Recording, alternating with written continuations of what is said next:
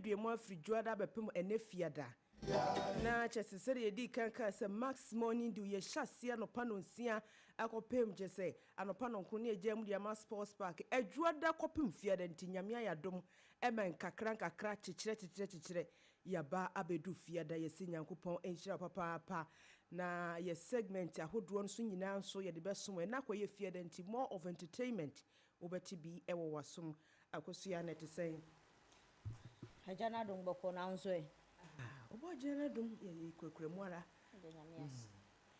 I hope say obia nso aye ready na ne ye kan say enche ye de aseda segment ni be hyehyɛ so ansa na no moamani tuase ye ba say dia ye segment aseda ye de mamu wi abeko news headlines no eso ye free ho no ma ye beko ye street che say ye billboard ne ye OPD ne nyamanyama ne de che nyasam keto akora na enne people's parliament dwumadi nso beko so nti ya no wanya bre ene yen atena ewo kasafidie no eso na winya nyame shira amani payotefoa enuanum asida kese nkoma DJ Holy producer technical provider jese onu de ni position o se de PhD ka ho nyame enhyan papa sanso na koso agree no aye ready me din e de abena krant ma mozino nyame ayadom amiensa aka pastor esiama ne din no edro so bebre na esiama minim ne enti esiama ne yem desa enti reverend pacho wo so aye de wasem akwaba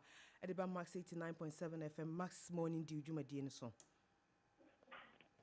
yo abena ida onyankopo afa edin esiama na say yoda yes because you see a mind a nation build no kwasem so eye pa said mon so mototo aman nema yie no moma nipa wo so se wo se ye de aseda ema onyankopon moyi ebre esi wo se ye aseda segment eye bre a ye ne yesiefo ene ye busia ede aseda merade aye twe won adwen esi so hia ehia se ye na onyankopon ase medofo wow na reverend pede ne yapasi hu se unum se ye hyase afri dwada bepem fiada obi wo honom a waboto kakra o ebi adwada brada wukuada ya wada fiada ne ohwehwe ne nsanya nkan ena ne nsanya nkan ye nso ebi wo da so ahwanyame anim nyese bia na bamu abu ayi word na ehye ho ne se enyese ebia na bamu abu Nemo ninsanya nka no da so ehwanyame anim se nyankopon beye ne adom anase emmoa nti no pei sa ni pei wo asem bia wo ka kire no a wo hwanyame anim wo da so a ehwe na nabemu nyammumu de nemo wo da so a ehwanyame anim ye firi ho nso a no watimi aboa ye na ya hwe ekwanfo a ye fa so da nyame ase wo say gratitude impact on mental and emotional well-being enti no say ye da nyame asesa ne bia wo pade na wonya no da nyame ase a impact ben enanya wona dwen mu ene wona nkasa na setre mu yo nia edikan no nia all train bredia nensa enkaye na bemu de muye na all train no nia me work train se chrosom se eni suade hono no entofo badie ebebem na wo de train ara enti the American say ye ko mano yedin na chenu onimni ya wunyinara na obeye mawu nyankopon beye onim ni ehiao na onimni ye sanka onyankopon ka kire ana obie yedi ama ye ni osisi ama ye anka ye ho bedwiri ye me fast asem we entudwa me tofo bia wo onyankopon atsenentasa de nti ameka sa asem we ne se eye many about Grace or Accra New Town congregation Grace eye obia jumedie biara Grace ewo mubi me nsere ne kwan se me de na asem betudwa ba me danya me ase ema ye ni Grace me ka dia hye Ukraine Grace aware for about 12 years na awo emaye ni pebi asopano oh Grace jumedie bi ni Grace infa na hunshim e wasafo mu na ye mu bi erade den aba na yɛwura ho yɛ ho ba onyankopɔn yɛ sɛ ɔbɛhyɛ ne ho animuonyam no grace awo ntaasa wawo mmiɛnsa after 12 years onyankopɔn ahyɛ ne ho animuonyam deɛ ɛyɛ ɛna ɔyɛ ma yɛn nti meka kyerɛ wo sɛ ansa na kwasiada anɔpa bɛba no yɛwɔ fiada anwummere na fiada anwummere nso no yɛwɔ memenda ɛwɔ mu ɛyɛ dɛn a wo kwasiada ɛbɛba nea ɔpɛ biara pa ɔnstɔpo ne watch deɛ ɔpɛ biara nka sɛ ɔkata de ni ɔmpɛ so bɛhu da no ɛyɛ dɛn a da no bɛyɛ dɛn ɛbɛba. I have here to tell you that it will surely come to pass. Just keep the faith and hold on to it, and God will glorify his name. Needi also build and say, what does here? When you show a heart of gratitude, health-wise cry a wow. Omo da se bebre no, omo nya komayare. Omo da abode nya fatemu kyerɛ sɛ obi ɛda se show gratitude bebre a saa nipa no the chances sɛ obenya akomayare no ɛyɛ less. Saa nipa no nso ɛto ne nkwa mu nti aseda yɛ ade a ehia ɛno nti na kyerɛsɛm ka kyerɛ yɛn sɛ yɛmfa ma no ɛbere biara it should be our lifestyle.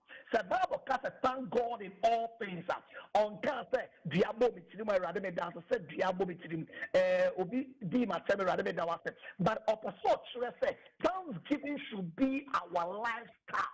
Ɛnyɛ yɛn bra daa ɛne dɔn abere biara ɛwɔ sɛ ɛnaase ɛwɔ yɛ bra bom ɛsan sɛ sɛ wɔn a wɔrɛ fidie nyankopɔn ɛyɛ a sometimes we focus on what is not there and we neglect what is there. Bebree ni nea ɛwurade wayɛ agyidifoɔ yɛn agyidifoɔ yɛda nyankopɔn ase nyɛ sɛ adeɛ ate yɛn kɛkɛ ne nyinaa ka ho bi ba yɛda nyankopɔn ase sɛ wɔn ayɛ didasoɔ yɛda nyankopɔn ase sɛ yɛwɔ nkwagyeɛ owuo akyire no yɛn yɛwɔ anidasoɔ.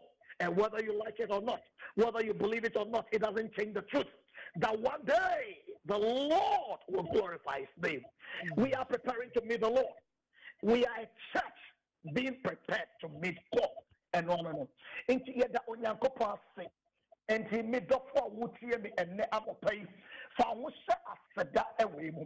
Na ne aye kan wa kam ne se max tv ya ma akwanya aba wo fie e ka tro se da onyankopon ase ne ntia e wo sa wo da nyankopon ase de baako ene se onyankopon ene ye inshura ene ade papa nyina fare bai enu ntia twa se wo da na se e wo James chapter 1 verse 17 it says that every good and perfect gift is from above. If we have life, if we have health, if you have a family, you have food, you have shelter or peace, it is from him. Nya ye wo biara free onyankopon ho na eba ade papa atede pa niema eye se niema eye omka ni nyinara free nyankopon chen onyame na bo ye no ma ye enkwa etini a wo saka biara eye enkwa wo wunti na wo saka ye eno nti etwa se ye da onyankopon ase he is the source of everything. Ever the toso bi no it's an act of obedience and you sit here na ye da nyankopon ase na you sit here it's answer Thessalonians 5 verse 18 and said, in everything give thanks to God, for this is the will of God. That is the will. It is the will. Gratitude is not an optional. Gratitude is not an option for a believer. It is God's will. As an expression of gratitude. And this source, ye this why ye pemuka ye friend and yet uta and after one pet or did me a ye was sudden so what done your and Lumia would yam a pet. And the apostle beyond say the entire Daniel it changes our perspective.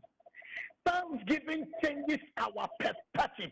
Thanksgiving shifts our focus from what is wrong to what God has done right. It changes our perspective. Now, it reminds us of his faithfulness. It reminds us of every good thing the Lord has done. Even in that time, a boy and my hunia and rather why yet a boy now.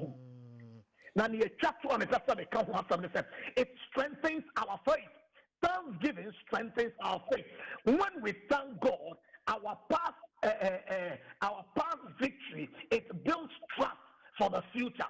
When we thank God for the past, what has happened, yɛda nyame ase wɔ nea wayɛ a ɛboa yɛn siesie yɛ ma yɛda ase woda obi ase a wokata sɛ meda wɔ ase wokyerɛ ni sɔɔ wɔ biribi ho a na wopɛ sɛ wokyerɛ ne sɛ sei na mepɛ sɛ yɛ a woyɛ me ɛno nti medɔfo etwa sɛ yɛde aseda ɛma onyankopɔn ɛno nti ɛna anɔpa yi ɛyɛ max tv yɛaba wo fie ɛka kyerɛ wo sɛ sɛdeɛ ɛsie biara etwa sɛ woda nyankopɔn ase sɛdeɛ tie biara ɛwɔ sɛ woda nyankopɔn ase abusua reverend dr kwame bediako asiama ɔyɛ senior associate pastor ɛwɔ kyerɛ charismatic believers church international Accra Obojo na ne papa ni mpompa right reverend kwabena owusu amoa wɔhyira na ahyɛ ne nkuran ɛde ne ngosra ne bi ato no so nti ne wɔka bia no yɛnim sɛ nyame ɛna afa ne mu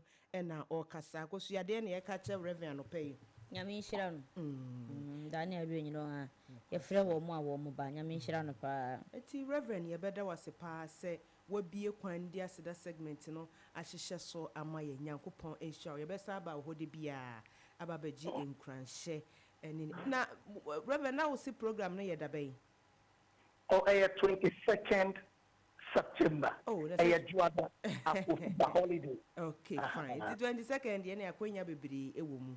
Enti ansa na beduru ho no. Na ja ya san aba wo champion no wa kire mu yie pa. Yesi anopa Nyankopon hira e wo Max 89.7 FM. Ya o ka meti se o ka Max TV. Where Max FM? Max FM. That's the magic. I nuafo. Reverend Yedawase, thank you so much.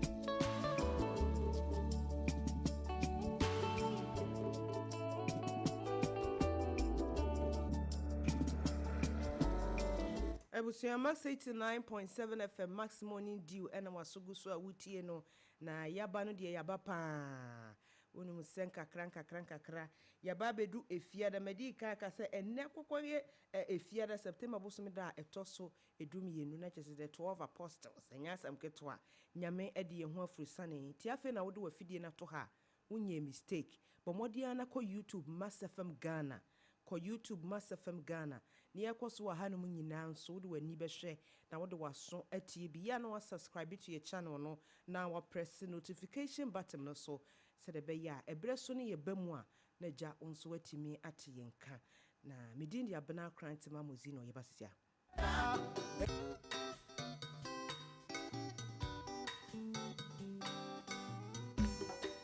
asampayetia obanyansafo so wo bunubia wonka na asam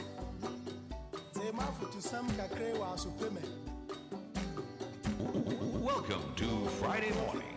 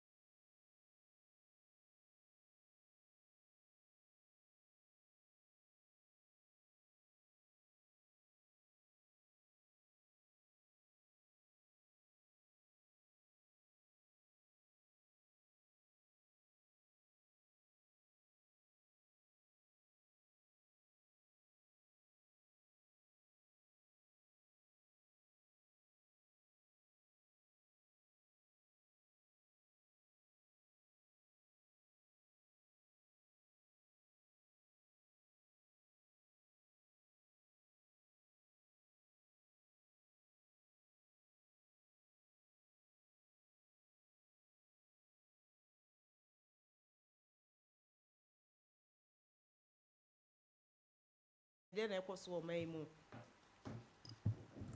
Minia de akwaso de doso.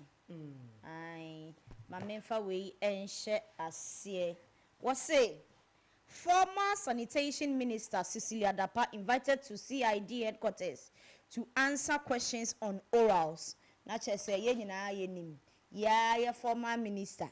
Ai ewo ahonidie ho nsem so owura yere Cecilia Dapa ene CID fo ato wonum ensa afre no se wo mapie mu wonum headquarters na wo meyi nsemfo abaako mienu bi ano enti ene ensem a aba abetodwa eno no me family dey e dey free city online na just city newsroom online na wo say SIC FSLMD staff to take 20% cut to review and answer to revive company.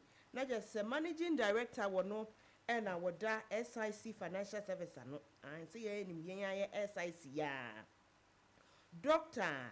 Saad Idrisu and no dia beto dwa say won mo ye adwuma wo company no mu nyina e ba betete obi aketua so 20% na edie nti no mo ba betete aketua no so 20% a company ne struggle financially enti yetete obi a de so 20% na aboa na agya wo matimi aboa a revive company no enti ukọ city online a eno so ne da hono no ya chese managing director edema SIC echiremu a adwumayefo na omwo horo aye ba betete obi a ketua so 20% unua se bia wo je 1000 Ghana hu ahia bosumi yi won sabeka wo je 10,000 citizens so a hu ahia bosumi ebewuo no na wonsa ebeka na said ye wodi enchemu ni bai no wose so mo yesa ebema confidence aba adwuma ni mu pa ene beboa so wo man konkron Ghana enya ho emfaso enti ne ekwawie mu ewo ho eno no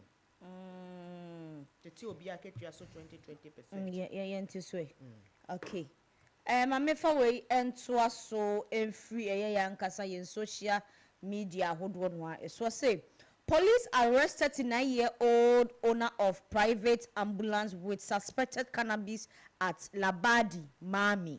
Na chere say aposifo ensa so abrante kwa bia wanya emfie no aduasa enkono ya wono akasa ne private ambulance aposifo esusu say menka ne se enubone cannabis anase an enubone wonum edi wodi agu ne kaa mu a ene aposifo aso ne paachi ewo Labadi Mami ewo enkrakrom heya me tuame nsem ne so dia na chese wo say IMF Ghana's debt to GDP ratio to reach 60% by the end of 2025 na chese International Monetary Fund yenyina anim se ja IMF ho kire wa na ho de kuru a wokọ do mu ekokọji emwa no wo projections a wo de ababetu dwa kire se anye kura no Ghana GDP say the friend no gross domestic product no ebetimi aklosu end of year no 60% na wonu mo ka no mo kire mu se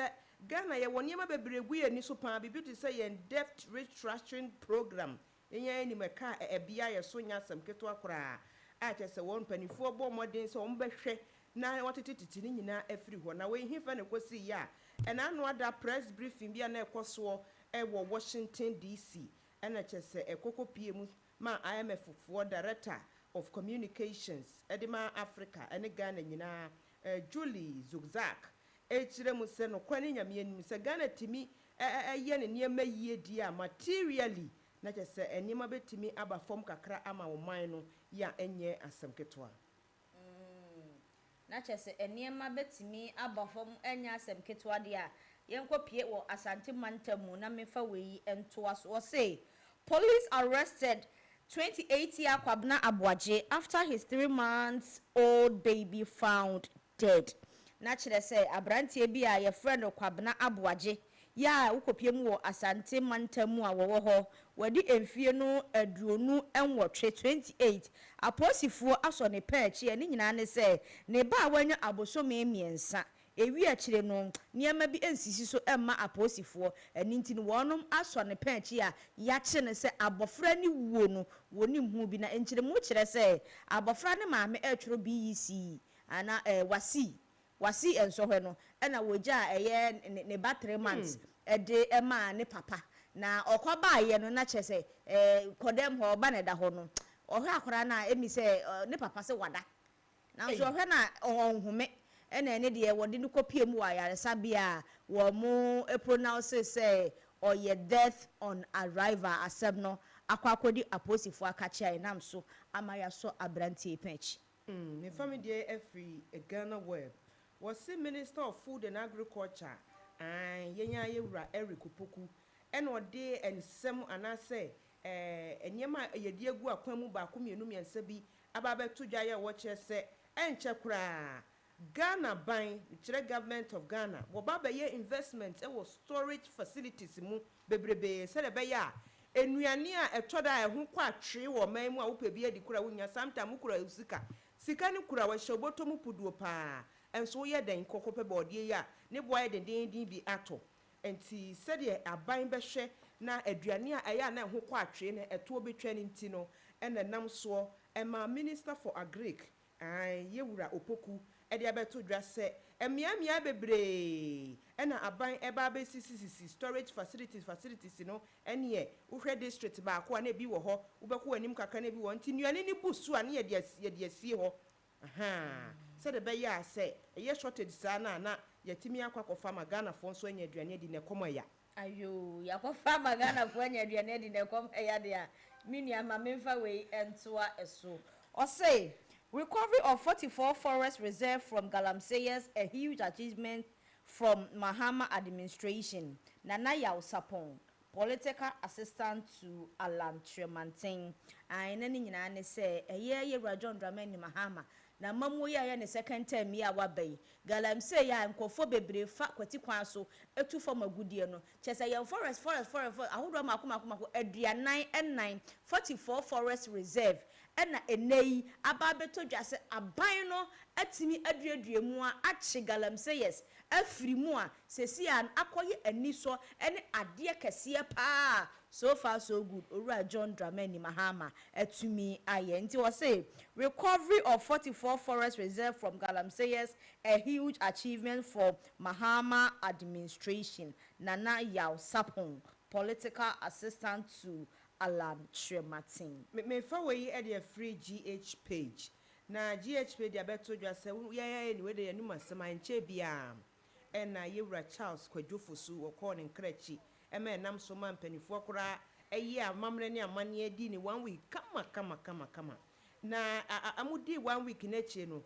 na je se Faustina Fosu daddy limba ni nua ba no no se no kura ni nyame anu ono anka so te ho no nani so ene kakra ohun ba bia enti mu ana mu gina eye na se na mu ka se ena eye ni eduru so no na wono Faustina Fosu wo hwe odobroni ana oye ne nkanche wo se aniwuche no wo se saatam no no kwan ba bia na dwen da no enya asam keto wo se ni nua ba ma no ya wa firi mu ana se wa chwa nanan mu wonse do no mumma na som anwu no mumma na som nwu no pa na se sia no anibre aba ekwa na busie mu enya asam keto a eti mu amone na mu amoka ena me Faustina Fosu wo mu ade okodu aye na se wanchi odobroni na busuafo no wo se saatam ba bia na na dwen na up to neyi kura no wo se ba bia na dwen na enya asam keto enti mumma ni bra no na som anwu no ye bra so munyo ne dia ene na ye mra ECG fo akache Electricity Company of Ghana for na nei wo bokosa akokoyi o say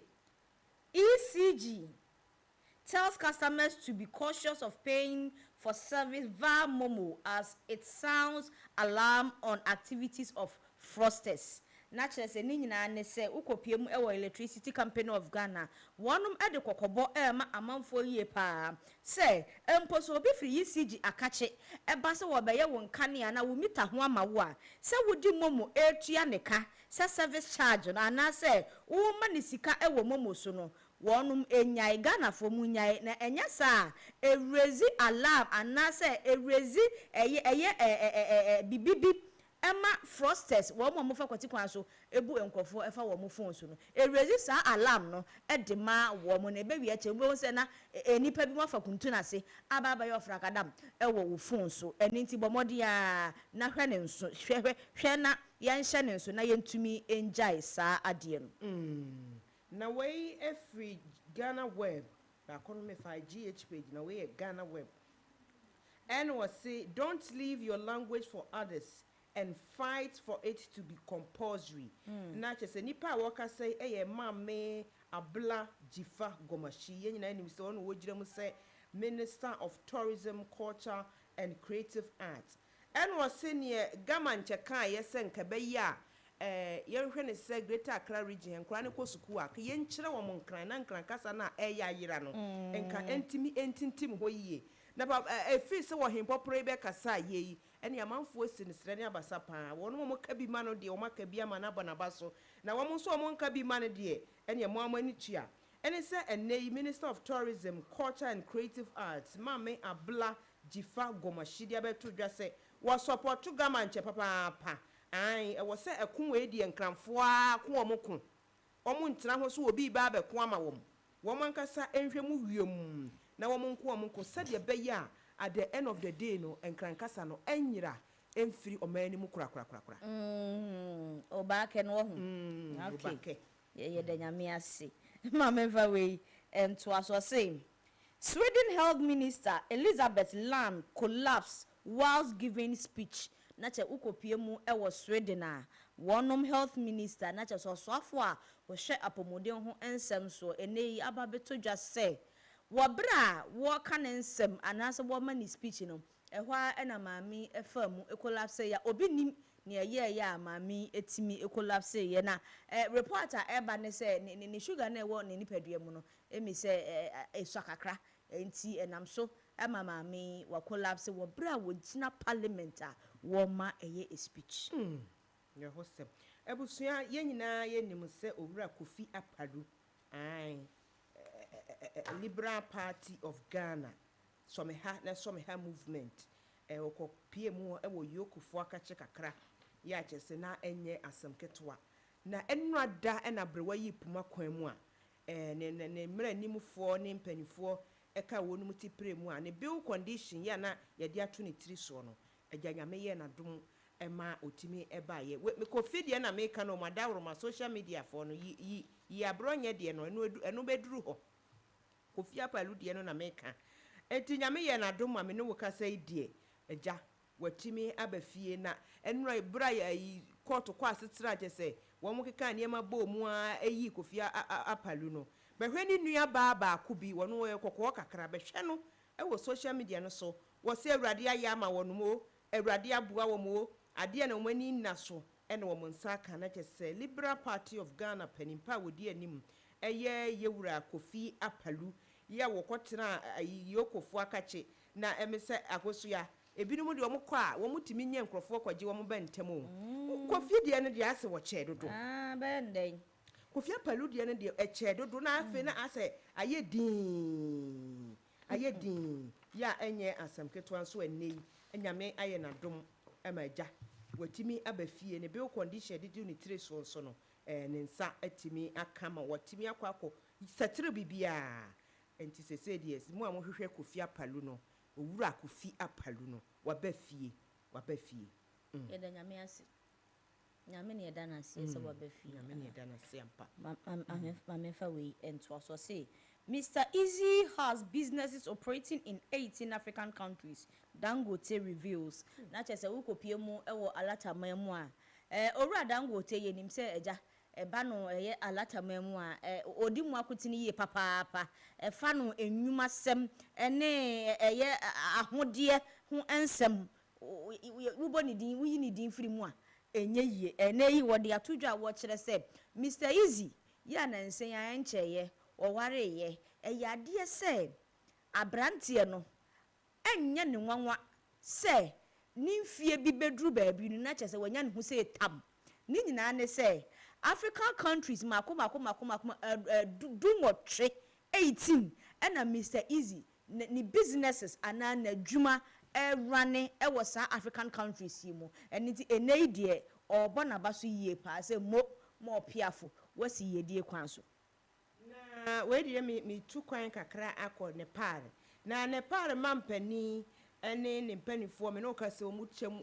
omu tugu jam hu de wi amekasem ejegu wo mu chem no kwasem na ne nyina ne se ehyaase se emrante kwa wonum wo kurom ho se ya de ntini ye nyina ye wo kurom ha se na wodi wudba akwa buruchire akwa ne sua de wa brochie kra nka won kana no ntum no onsua na de osori na luxurious life and wo live with social media no so edi yi yen mrante kwa na hi enti no ye nte ase na ehya ase nkakra na jampanifo nim sa agro na ekoso afa de kwa wi a kire emra hye bedwamfie mo kagya tum ne parliament pani won nkasa ne hokani wo ma hye no kyese kuro no so aye menya pa ya enye asem ketwa mene wo ekasa sise won mo ne pala wo madwane ede akọ amanfoforo so no enye asem ketwa kora ne nyina ne se emrantie ne maba wo ho atimi efa social media so adi bonefo sem anya asem ketwa mo de mo so mo nkyire mu ane se papa ne de ne ba ne ko school abrochi na kora na nkotera ho din ne kais ne taade ne phone so ne ade owo no wo de yi wo mahi enso mo no mo ti kuro no mo no mo bre ya enye asem ketwa enam so ema awerehosem sei asi ewo ne pa man ni mu ready yami no mo say president ba no you be aggressive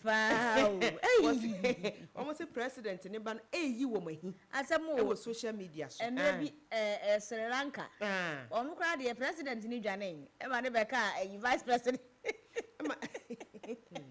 hey wo mo ko to show mo so wo yo mfa de ka Ghana hanga Jubilee House what to share wo so as a president ya dwane ma aka vice nya se me dey have me find way and so o say 50 solid years at the bar congratulations Owura Sachu Chikata na chese ya ye nyina ye nim ye lawyer penny pa judge penny amenka ne sa ye Sachu Chikata oye judge and oye lawyer Sachu Chikata oye lawyer enei Ghana for abona basu ye papa yesi wo bra wo ba ni mu no wo be fa obedi di bre se eye lawyer no ade se eye mfinsha poli adronum 50 ya wunya ne ho asembo ni bia so enkan ye enei de ya bona basu ye pa yesi 50 solid years at the bar congratulations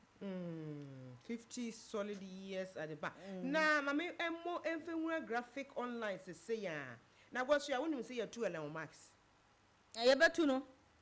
Am sa news no gwem say jabra na watwi mu na. E ba ya say graphic online ebusa say why na watimi abedi Elon Max ebusa no. Nyasam ketwa. Ye nyina enim say Elon Max de ewiase ne amansan ba bia papa no sika dwete hye de botom. Wo nwuma kase enyasam ketwa kora. And is Owura Larry Ellison. Owura Larry Ellison. Etimi aba betu na de so no tu na de so kwan ben so a. Na wotwepe watimi de nya $100 billion. 100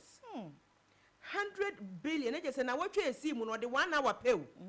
And wodi enya sika na watimi abro skoto Hello mas no bi ka say o se no ne o se ba bo klemu se ne papa o se de o se de papa no o se no se ne de se ne etinu ne akwa wi no na sa papa Larry Ellison ya ye ka no ho asem yi oracle adwuma no ye ne dia na che se watimi abon ho modin ama within 1 hour na wotwe mu yesi e kasika fo mo ba wi ase papa yi wehura di nkan nye se odi nkan keke no aba betwa papa Elon Max enti wayi ne di na bofom se katim ya enya sam ketwa no kura na nam so ma graphic fo bi se na sa Larry Ellison so hwan ofri hi oye hwan ya ofri hi te da watimi edi papa wusa no enti bra YouTube na be hwa de Elon Max de ne nsa gu ne ti sei waye se ase se de wa cross ne nsa sei no munya na no ho nto no ye ade ani ya ye me ede am de bo me ho safo he ya nkrofo kura timi ka se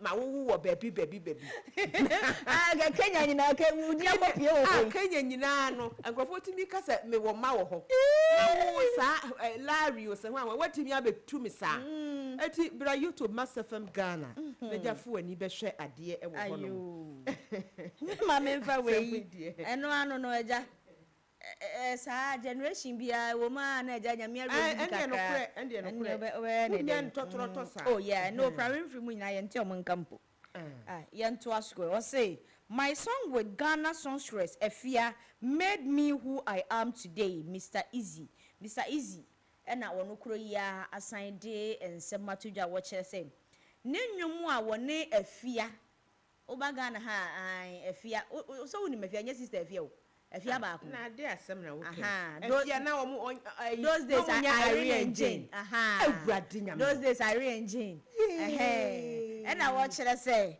nenwum a woni afia boy no na enei ama onu Mr Easy ababa Mr Easy na yade say ababa wa no eboa ne ye pa ama nenwum no ehete na enam so na nipa ahunu a wodididididi mu a wodi agidin ebesi ene nti wodi atudwa watch say my song with Ghana songstress afia made me who I am today Mr Easy na we die asem da na Accra House of Folk atie womo a unveil womo new jersey pa ahead of 2025-2026 season enti wo ba YouTube a ayi for mo fan to som yen House of Folk for new jersey na wono de aba no ba ko we die ase ye fita na red yellow na blue ka ho na ne nsa no ase violet bi sa no eno ye ba ko ye ate se womo di down no so aye no white na ba ko e ka ho no so no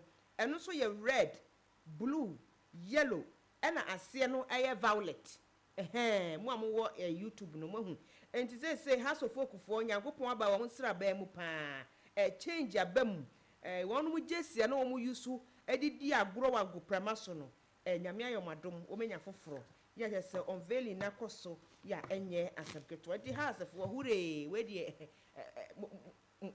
modi nkunim ayo na jesi no ya na omoya foforo sa na mo unveil wo hu ai sani ne na jesi bia wo mpesika na wo nya wadwen sa wo omo epa ho ntoma nyina Matias Ghana dwa ebeye wi ase nyina fa na nyina ayeye ukọ ba bia ho edwa di no obi o si dan kwa so otimi ovili na enti onu ne kakra wa wo no emu dedication ma yentu aso yempofu yentu mfiri o my Ghana mu entumu fa enkopie mu ewo Nigeria wei na Nigeria eye da ubon krata ne bi edi aba enu bloggers edi aba watch a veteran Nollywood legend Chinwatela Agu passes away at 66 ai ukopie mu ewo Nigeria wonom veteran actor ba ko a owo ho a eba ne Nollywood mu dia in fact odi mu akoti ni ye papa yi be yizi ni me ye papa da ene aba betodwa se wato nananom ewo ansiedo na wato nananom ewo ansiedo emfinhia a wodi no asase so eye emfinhia no aduosia ensia 66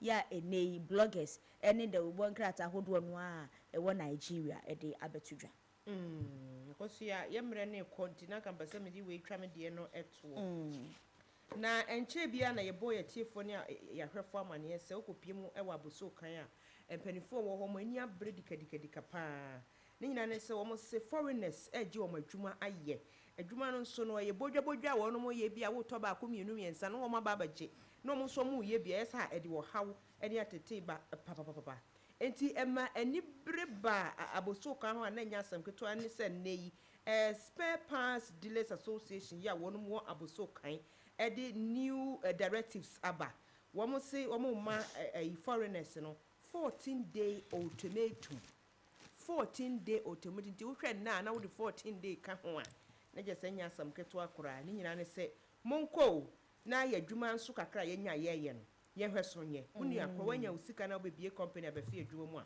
fine panya se bia uto boat and nut ba ko na mo so mo ton boat and nut ba ko eyesa ha dwenti se de wo so mo agogo mu kakra 14 days omo fa empaka omo nyema nyina na omo free abuso kan titiri won mo ye spare parts no ai ehu adwuma ayo mame fa we entoa me de no so se social media for no aye ready anka video no mo de to so many beje pa say market women lament over rotten plantains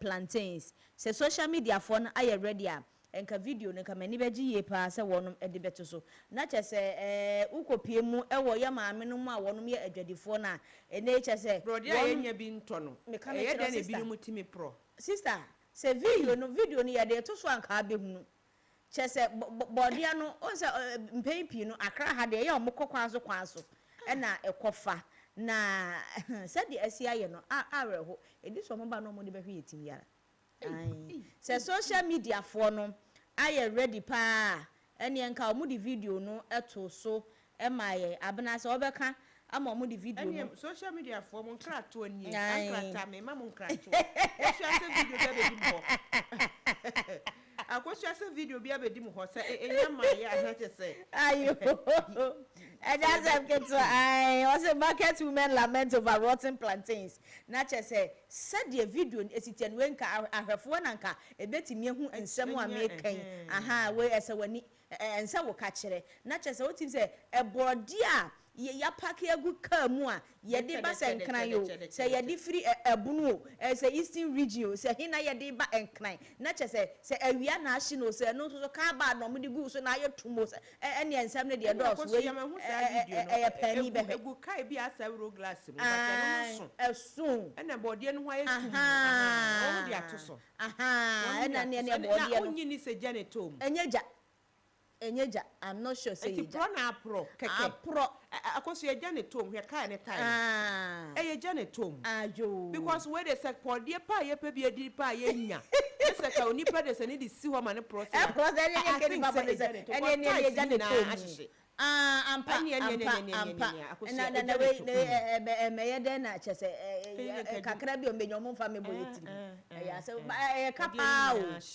kapa papa a track akese nam kuma kwan so ibi emma enti ni che se kakra na anhye ne de wono mo be pra na me che se wo mo ba anya sem keta abusia ma 89.7 FM Mass 89.7 FM, your morning dew and news headlines and some woman yas and Quatra. And to say, be any hobby my enemy, a home raposia, Niger 46 and Anna Abwa. And to say, be any hobby mutia. Now you better die and one by a bar and somewhere at Cadian some Quatra. Nay, I catch him say, nay, if you're in how much dream baby. It be a now birthday, be our person wish you be a wait me so at your event and nay, fear that. Enti mwada roma obi ana obi ato opese wo hye ni nkran opese wo ka asem de bi kire no se de be ya ne wura aho amana sore ne dua so no wodi ne ho atimi aba ne ho so nti eno nso betimi de afa 0506 367 196 na ya kenkan ama nipa kro no ya enya asem ketwa ye koba pe na ye de billboard segment no e hye so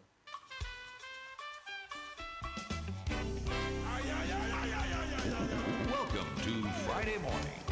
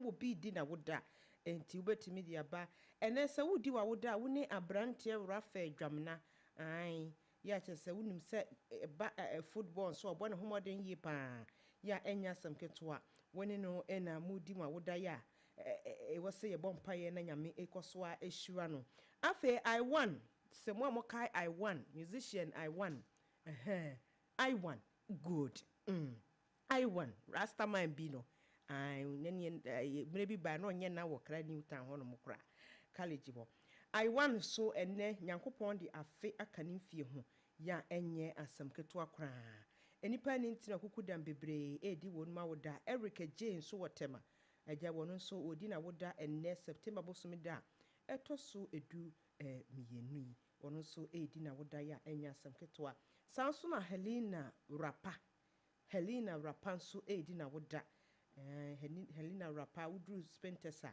wo honom no wo hye wono so di na woda Steven Amoano Kwaw wono so edi na woda ya enye asam keto ato Texan Alhassan Suhini eni ni babebrebe Tewia Modibo Okran wono so ene udi na woda ya enye asam keto akra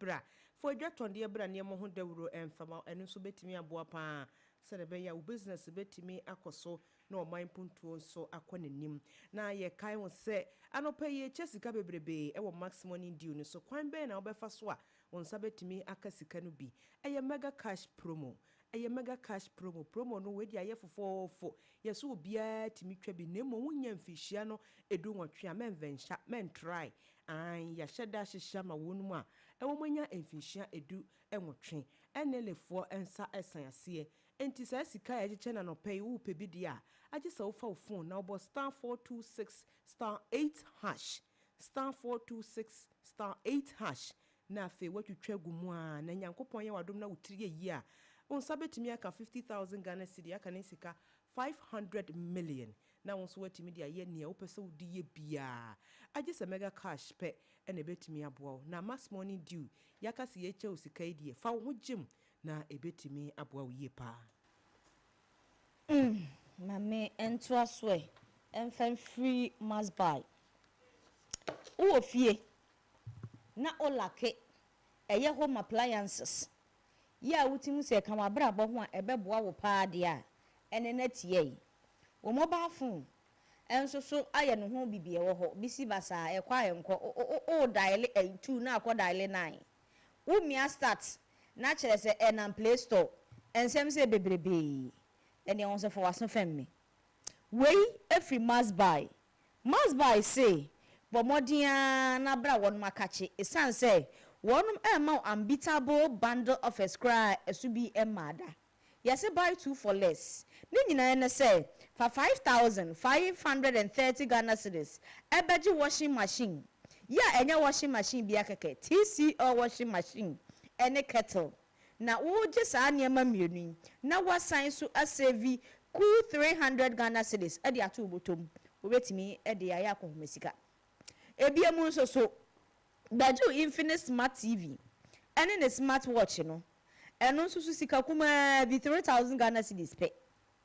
Na se o phone no so ye busy basade a na wo mpa phone bia pe techno dia ene na must buy say bopini wo mo na beje Techno Camon 40 Pro na saje ne smartwatch ne ka ho yes ka wo betua eye 3,170 Ghana cedis na wotua se sika we nyina chese de yes atete afiri mu no wo be save 250 Ghana cedis instantly.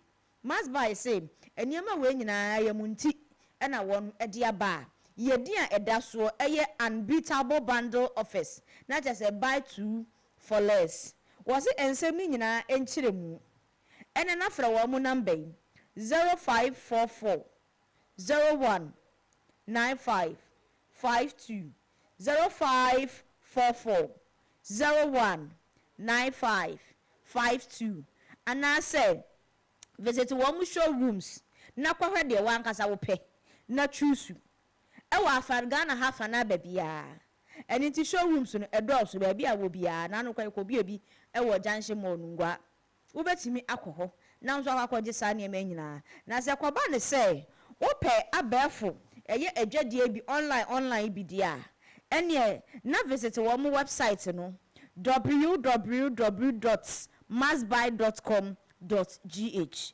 www.massbuy.com.gh Massbuy say quality you trust, prices you love.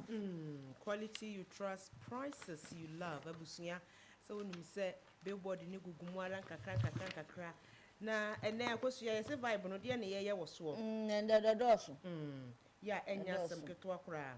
Enti se afi na wodi wa fidie no ato ha no mo so a yesi yeda wase Nyankopon ensure wo ye the street vibe no question no e ba betum enti ye de tum a na ja won so watimi aba ba kire wadwen yesi die mpa na wo pe efa Ghana yesi ni ho ena die nso na wo mpem fa yesi ni ho bi obeka se me de sini de mani je ho se de ya mo ye ni locally no mama ni je ho pa na nso be yie ni e ma no se de ya na nkrofo nwenwe wo mo se no e ya na mani nye ho obi nso betimi aka se mani je ho yie mo mpa de enso adidi atem a ya na wonu didi e wo yen aye local movies ni mu no mani nhyeda nye ho nso betimi abaso na ja woni yen ababedi kasubo mu me pa cho 055 159 8321 055 159 8321 anampo se 055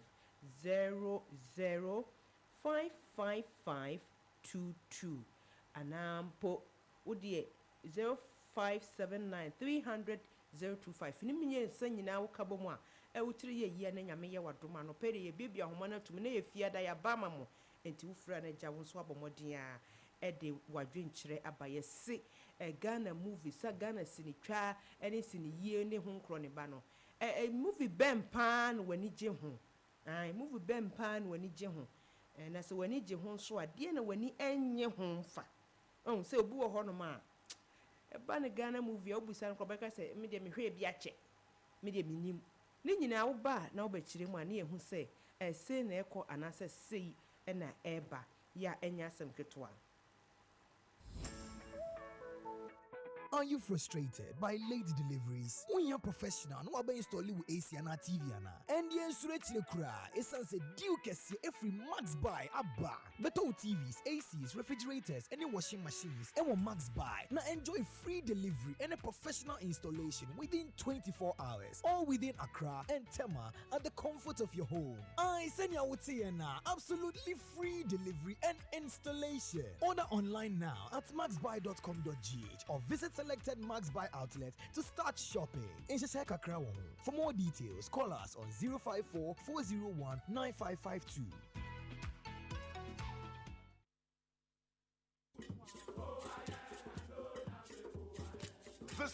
Saturday and every Saturday on Max 89.7 FM. Connect with your school. Quiz School has produced the brightest mind. What is your school renowned for? Find out as high schools and colleges go head to head, vying for bragging rights and glory. Don't miss this chance to witness history in the making. Join us for an unforgettable morning of respirited debate and fierce competition. Presec Secondary School, 7 times winners. Omo producing NASA intelligent. Atomic Energy Commission Okrumano. Omo yede wo. Kwani Presec can say go up. Kumasi High School, Truth Conquers. You can say Truth Conquers. Truth Conquers. When St. Augustine is talking about Adisade is talking about the best is always good for Adisade, and then St. Augustine perseverance conquers on. Truth is what? Then Truth Conquers. Mo persevere, mo yedeyo. It's truth that conquers at long last. School Connect. Link up with your former mates and be part of your school once again. Schools Connect. Be part of the competition.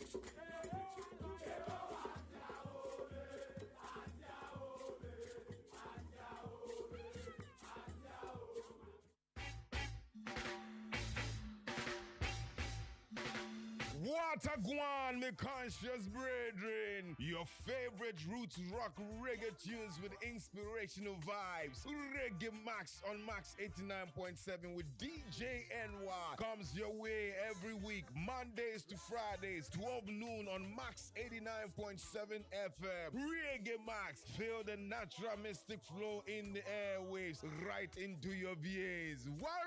Nobody can stop reggae. Nobody can stop reggae. Nobody can stop reggae. Cause reggae. Majiwadi tina me dane di wunji di misibisa ko ofi wona me fe eleti so bi fe be aka echika me di ochame kwame utie Max Morning Dew ewo Max FM koswa fili masaya se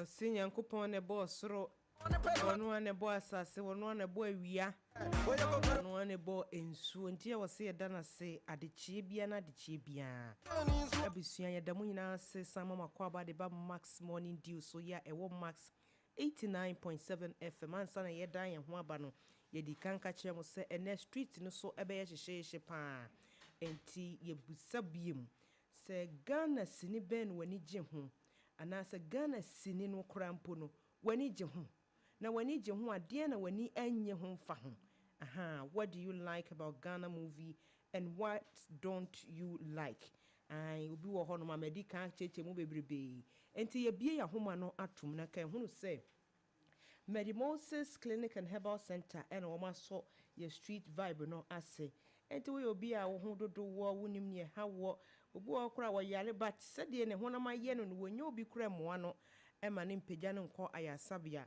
wo phrase 0244068447 na Medimosis Herbal Center betimi aje so na emo so omo de omo garlic capsules na eboa ma omoja timidia frusane wo mu wonsa ye titritiri ne ma ne ade nyina nso no ebia akogu pharmacy ni license chemical shop no kokoto bia eno so betimi abo pan ti eda Medimosis fo asisegya ye street vibe yi wo magye aboso a wo mo enso asen ede ama wo eno ntini yesi akonya na ba bram na wo ne yen emedi kaso ebomu udi ni bebia wo kase fra no pay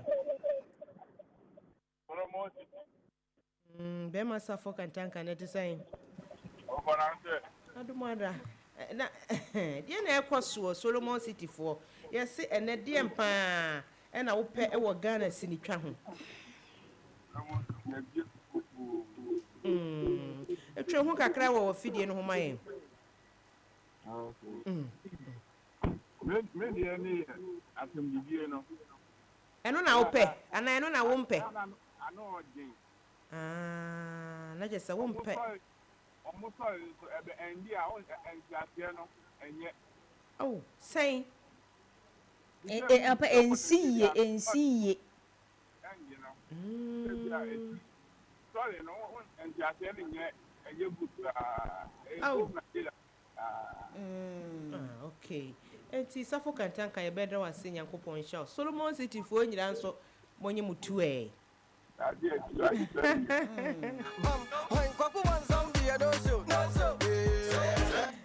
wasi ya na nani gye ho kakra beginning ne de ba later no na ato afa ho agoso ya yay hello dini di ofefri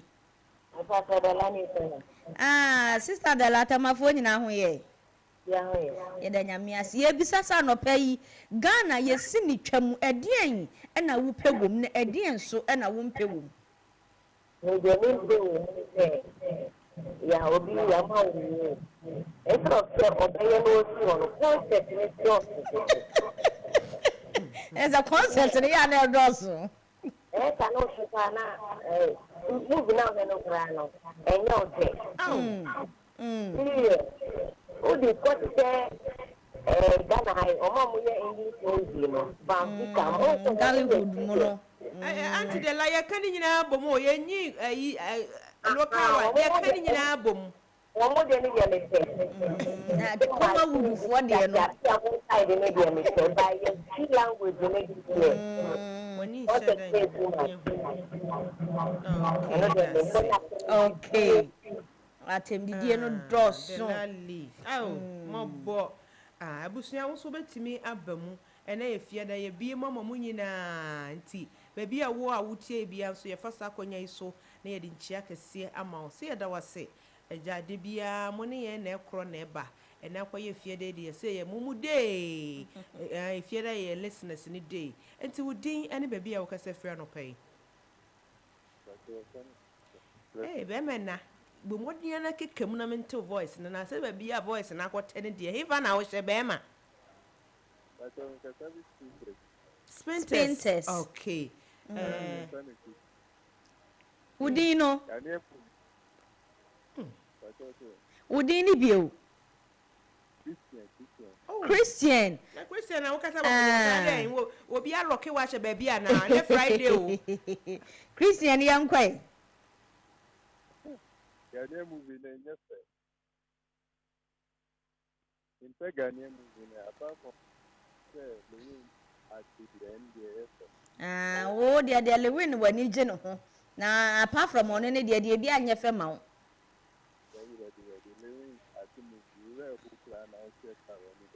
won so comedian side no comedy no eno na won so wani gye Christian ye da wo ne Spinters fo nyina ase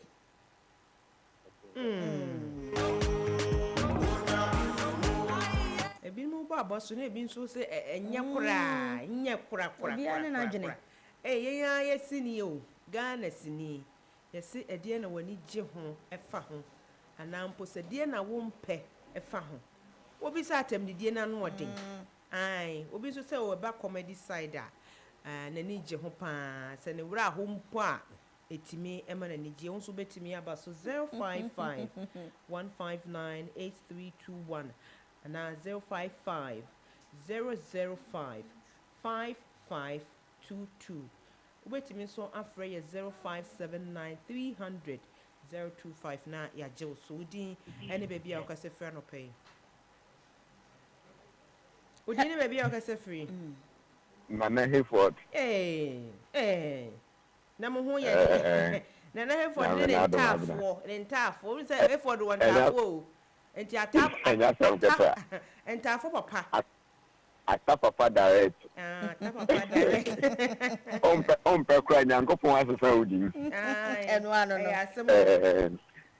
na ya kano ya kuma wuja na say local movies or movie na anka nya bone enye local enu anu na ye kuma wood enu anu local movies no effort ye ka Ghana movie a se wo mo kabrofo so wo ka twio ye de se de na wo pe wo ho ne de na wo mpe simple ye promote ye de no kwa wo nyina say ye promote ye de on kwa China nko to say sebio ebia omu yi Ghana movie e wo ho no ma na di bisa ana ne efisa onko edidem mako enti se nyankopon ya adom na say yenso ye wo the kind of a way I dey entertain ye ho bigidi say eno ye pa because your local language no I was saying ye the chere ye nkola e wo fie ya mamre say ye niam di say it's just that we have to polish it well. You have to polish it well.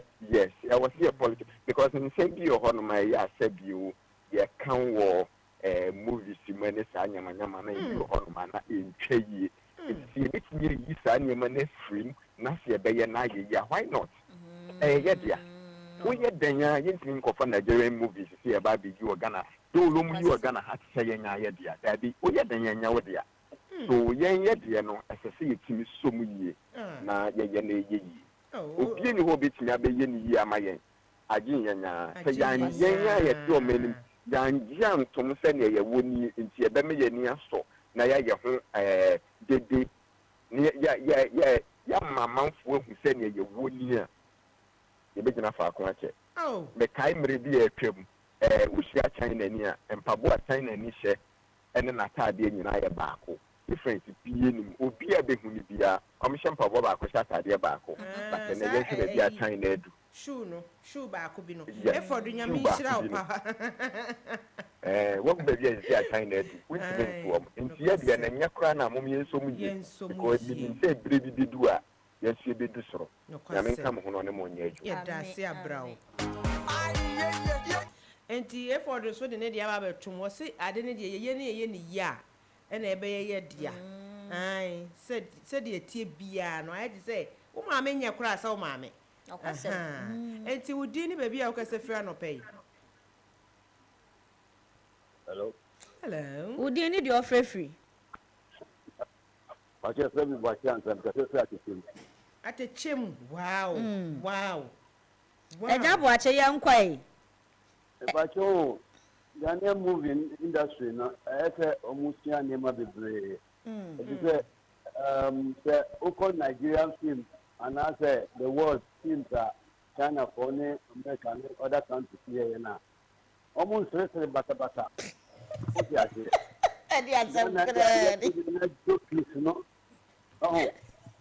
and English language now say from the Western world, you know.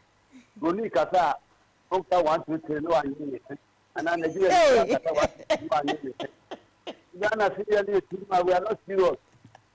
At the end, you know, who are now person only the approved say idea person who come from that and ended with something reasonable.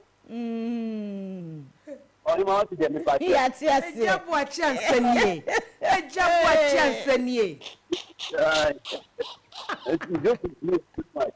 Yeah, that was Nyankopon ensure entina. Go say obi ani problem. O kasa ba ku me no nyi no se adan. Mo ni ode ne kasa ba yo ga won ka ba ku me no nyi ne se. E de na e de ade a. Mo ma ye nyi ne yo. Ebusia so betimi aba so wo di ni ba bia ofre ye fira no pe. Good morning, Nadibe. Patience kasa free hin. Okay, official town. Patience yankwa edien e na wo pe e wo ye Ghanaian movies ne ho na edien so e na wo pe o mpe e wo ho. Me dia me papa se omo ya. Nso do block ne no bia na block ye ma me phone. So mo be catch you na the cameraman part to block no ask any. Okay, nice one. Wow. Enu ye ne ope captions no okay then ye on pen so e wada woroma ya men sani se ni omusin edu oso no mo ma ye nti ase no mo ending no Any problem? Okay. ending no dey asoso no ni problem no Yeah, that's be patience. Mo no official time for ina nyame nshira mo. Wow. Just obia ne haw. Obia ne haw nso betimi aba so. Ye say Ghana sini a ye sini a ye twa no. Emu de wan anyway 0550055522 mpacho udini baby akase free. Hello. Hello, udini ni offer free. Pato Imani from Adenta. Aja ima Adenta fo nyina ho ye na no pay. Pato Namindi. Yes, and na Friday. Thank God it's Friday. Fa ye wura mu e Ghanaian movies e de na wo pɛ wo ho ne de na wo mpɛ. Ghanaian movie no. Say almost 30 now 30 say wo chepe. And who you are to be akoti and you me who the omu person mu kire. Like say no be keep you in suspense. Ye pese ye share no omu nyelita. Who you 30 say wo chepe. Now we will end. But the who person continue share dia na e dia person free and have this. Stories no next story are like life story about follow aye we get entertainment again. Sana wonso so wo hu no ayo yedase Adenta fo nyina so yedase yakopon yedase omo ye no road do no so ne de no no for concern pa just we be ha any papa ye obeka serious asemuni wo se wo no mo sere do ka ba ko no wasere ka mienu no wasere wo bo sere he na mo ye de 0551598321 teshini na wo ne me 0551598321 udini baby akase yay keep your secret na ho ye me ho ye pa na mo so ya me ado na ko she he ne afi wi mi chukwa kakra okay wow keep na ne ya no pe ya say Ghanaian movies no de wo hene na ya wani je ho pe wo mu na de enso na wo mpe wo mu se wo mu eya ene de meni je pa se me hwe Ghanaian movie na akrobato ne lewe be hia mi stressa ne kai movie bia omo mi onu na aban be yi kwan na wasase no omo musika ana akrobato de ne de koko kasim kobo bra nyi lewe so de ne te kwasi yefuo afi akrobato ba ya ozo onte ase oje asase ne eni bre no okosi lewe brodi fu mo twitwa brodi ne gusa abro ai enkurama wo mo nwema ko so wo mo kekam abro wo se no o ze no ba yo anu ye ne ope na ne ope so e papa ne min pene ye friend say akwa baku ma tampa asempani di atam sa na me we kra ho am so pa de ukunu ne de ne die ka me de awaso na shi ya das fia otu betimi aba so na efia da ye bie mama odini me bia o kase free me didi yehu abava ndam yehu abava ndam na ti sempo nie so me kaza fi official time for mo boy dwuma nya me nhia mo papa ye dem asenso mo fire na ye se enne ye hwe wo Ghana sini no e de na wo ho a ye wo fe ana wo pe ana de nso na wo ho a wani nye ho kura no de na wo hu pa na wo ya be hye obo setie ni so ne de ye te bi ase papa ye se ye penisa ye dia no nkan kan se wa ko bebi aba na wa be na wa so wuti na eje ko na le wenu mu yi sankwa me dia no kana se mpa na ya akwa betu Mr. Who Knows Tomorrow okay dia men pe o hunu omo story line no omo man ye hu dudu omo ya sa se pe na o hu dia omo patre ayese nipa no obeye hie ni ya kwesi awie ye o ana fe o yesu kenia wa mo ni bre ye no be ba be hie ni wow ye da mun kasa ho no mo ntu mu mpo enti ene 24 asomo a ai mo asom a wo mo say the way a story na e line ne tie no ni boss wa wonu say go movie we dey aba ko si hakia ne ke ai anye baby enya la na ni yeye enya la na ni yeye ai udi ni baby akase free So yes, Daddy Bo. Pacho say udi ni the same biom ye tro Daddy Bo. Daddy pacho tro hu free wa fidie ne ho kakra ma ye why Yo. Na no pay die wo frɛ ye free hefa ye tie ba bi ne wa ba Odia afijas.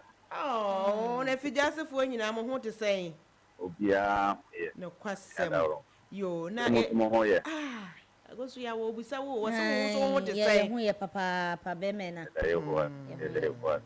na ye se Ghana asini no de na wo ho a wo mpɛ ene de na wo ho a wo mpɛ Ghana asini de manage mo pa just na obi ti sɛ ayiba mu a kwa kumanu na ni ngina ana atem di bi pati a boa wadi ese kani ono so ne de enko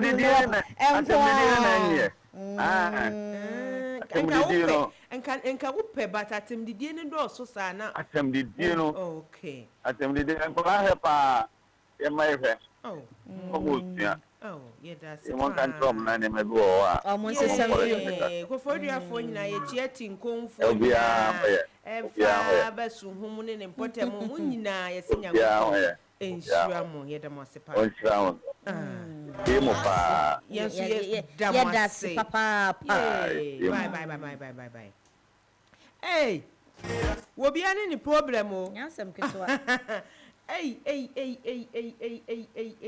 Udini baby akase fe no pay. E fe me get me kaka bi suma me. Ojo no na suhumfo nyina ho ye. Nyankopon adom na mo se. De ma me kati nkon ni suhum kwan so fo na wa boy wura me friends emba. Ye da me ase. Sister Joyce ano pay de na wo so wo e ka fa ye question de ato dwa Ghana sini de na wo pɛ wo ho de na wo mpɛ wo ho. Oh, me de ani sense ni nyan le we ni akodo to me. Akire bruwa. Oh, mo ni ejebe. Because the be say we ra ho sa. Na de amen ka wo hu sa akwa ba ku bi na wa twa ni tiase a na no ya ya. Me hu ni papa so me nka wai. Nka. Me nka. Nka. Papa na ya ya pa o. Papa mama ya ya obodo ọmọ ya ko na ya nkwala nso hwe no kwasem Joyce ye da wase pa so mfo nyina nso echia mo yakopon wono so se ono de papa ba aku bi papa koro bi otwa ni ti na se odi ni ba bi aga se free mo twa mo ho kakra free mo fidie hu ma ye why Hey, Safo kantan. Sufo prison beba so. Safo kantan. Why dike ayi ahoma no. Safo kantan tentem jase yankoi. Ayo omukisi ye hu ni ye. Ye ya da bye bye. Ye ni maziko. Bye. I just have to go ni pa. Udi ni baby agaza free. I'm say atom enti wo so betimi aba so pa ne de ye se na ye fia da ye bie mama mo street ni so aye de yeah udi ni baby akasa free from Rashid kasa free awoshi ye chacha awoshifuo nyina Rashid yankwai edien e na wo pe e wo Ghana movie no ho na de so e na wo mpe me asama me ka no pa we ni pe like between me and Tosi Samba. Na wo kanu. What so? I come as at a wale come about media no. Our disease media for them. I'm a power na me no for. You say I'm more. Atia to ma kwaso ya. Rashid na ya bre pa. Wa free so ho. Free so. Ye ka movie. Ye ka nnum. Nti se da ye de nnum betum no. Na Rashid wa ba so. Yes, center on movie. Why? No kwasem. Onso betimi aba so na ja woni abeduka so bomu. Ebusuya wodi ni baby a wo kasa free. Well, friend, opening kwa mekasa fie kropon apiapem. Oh, you na kropon fo nyina mo hu ye de. Yo nyame adom ye hu ye papa pa na mo so mo tere. Ye hu ye. Adumara. Yo mitie mo papa maya. Yo no menso de many di Ghana movie no ho me hwe ejako ene akrobeto movie many to me je papa. Na ade a mempe wo ho ye atemdidie no. And a two woman movie no so ye like what has na no baby e be kwa kwesi nti obi wa also TV na no the moment obi baby e be kwesi be no ye for on to aso nke game. But so hwe Nigeria movies we ni adna wo hwa wo hu at sport wo hu baby e be sinti wo tumi tena no wa enjoy ya ko say be hu na ka mo pe nwan odo be nwan wa ansa na asi sa da Ghana for the end straight ya na je say oh empenifo tie se de mu nyina mu tie wo akropon akuapem no empenifo tie omo de be kwa adwindwi mu de aka eja wo mu review ho enti ye da papa na menka no bye Ebusia ubetimi abaso bi na eja woni abedi kasubo mu yes Ghana movie no sini yie sini twa no ede na wo mpe wo ho na de nso e na wo pe ya chese wo ba be ka eja ebi ya sai kakra be ba. Hello, do you need your free? Eric, we kata se Ashama amba anopai Eric eden e na wo kafa ho Ghana yesi ni twa no ho eden e na wo pe na eden so e na wo mpe wo. Oh, me de ni ame pe ewo sini no de se mia meti mi kurum kasa de ni ye country ni tell your money na ame pe wo ho ye ende de atemu lowin ni kokumenu se no mo di atemu teto teni nukla omo ye movie no de atem de bi enyefe akwala hwa o suansa de na omo de ye practice mo fie Edosun okay kwala bi ana mo hwe omo pie ya na omo aba na we di we atem na wa cancel ya lowin fi kasa no wo mo ya de ba senia omo di atem no too much atem didie no dosun so die no ye da wase Ashama fo nyina nso agya ye chiechia mu nyina yesi nyame enchia mu papa ya enya asem keto nso betimi abaso na waba ba kire wadwen ene ye busase Ghana sini die na ope wo ho die na wo mpe wo bi se sere ne doso na finja ka no doso do Abra ye wani Abra ma fi abadie na na Hayford na muna ma hijack ahoma na kofoduafo ne ye hijack ahoma no obabia ni akọ nyina ne say my be by eberge we ma me pass brief comment na me come baby ye te nyina ne say o se Ghana movie ya o mesre dodo yeah the person make nyina ne say adopter for hwehwe mu e kire say seriye e manipa e look young all the time na emma or how a war so a free also. And see a brand nyina no say o sere a boa emma we look young mama can say yo and see omo ye movies na omo sere no and no crema obi a o hwe no esere okay so when it happen like that uyi obi adwendwe free no so see sere no dey we need it. Okay. Mama sere ni yepe. Okay. Because me kwaduma bana ma bre na me she movie ni de. Ba me nyom comedy movie si bi ni almost small ones bi na me sha. Me hu time ko ra me de beda because sere nko ano. Wo koda no adwini bi e wo tribu ni agina wo de koda. E for do ba adwini nta fo papa de wo adwindwin baba e wo ni nyam ntra.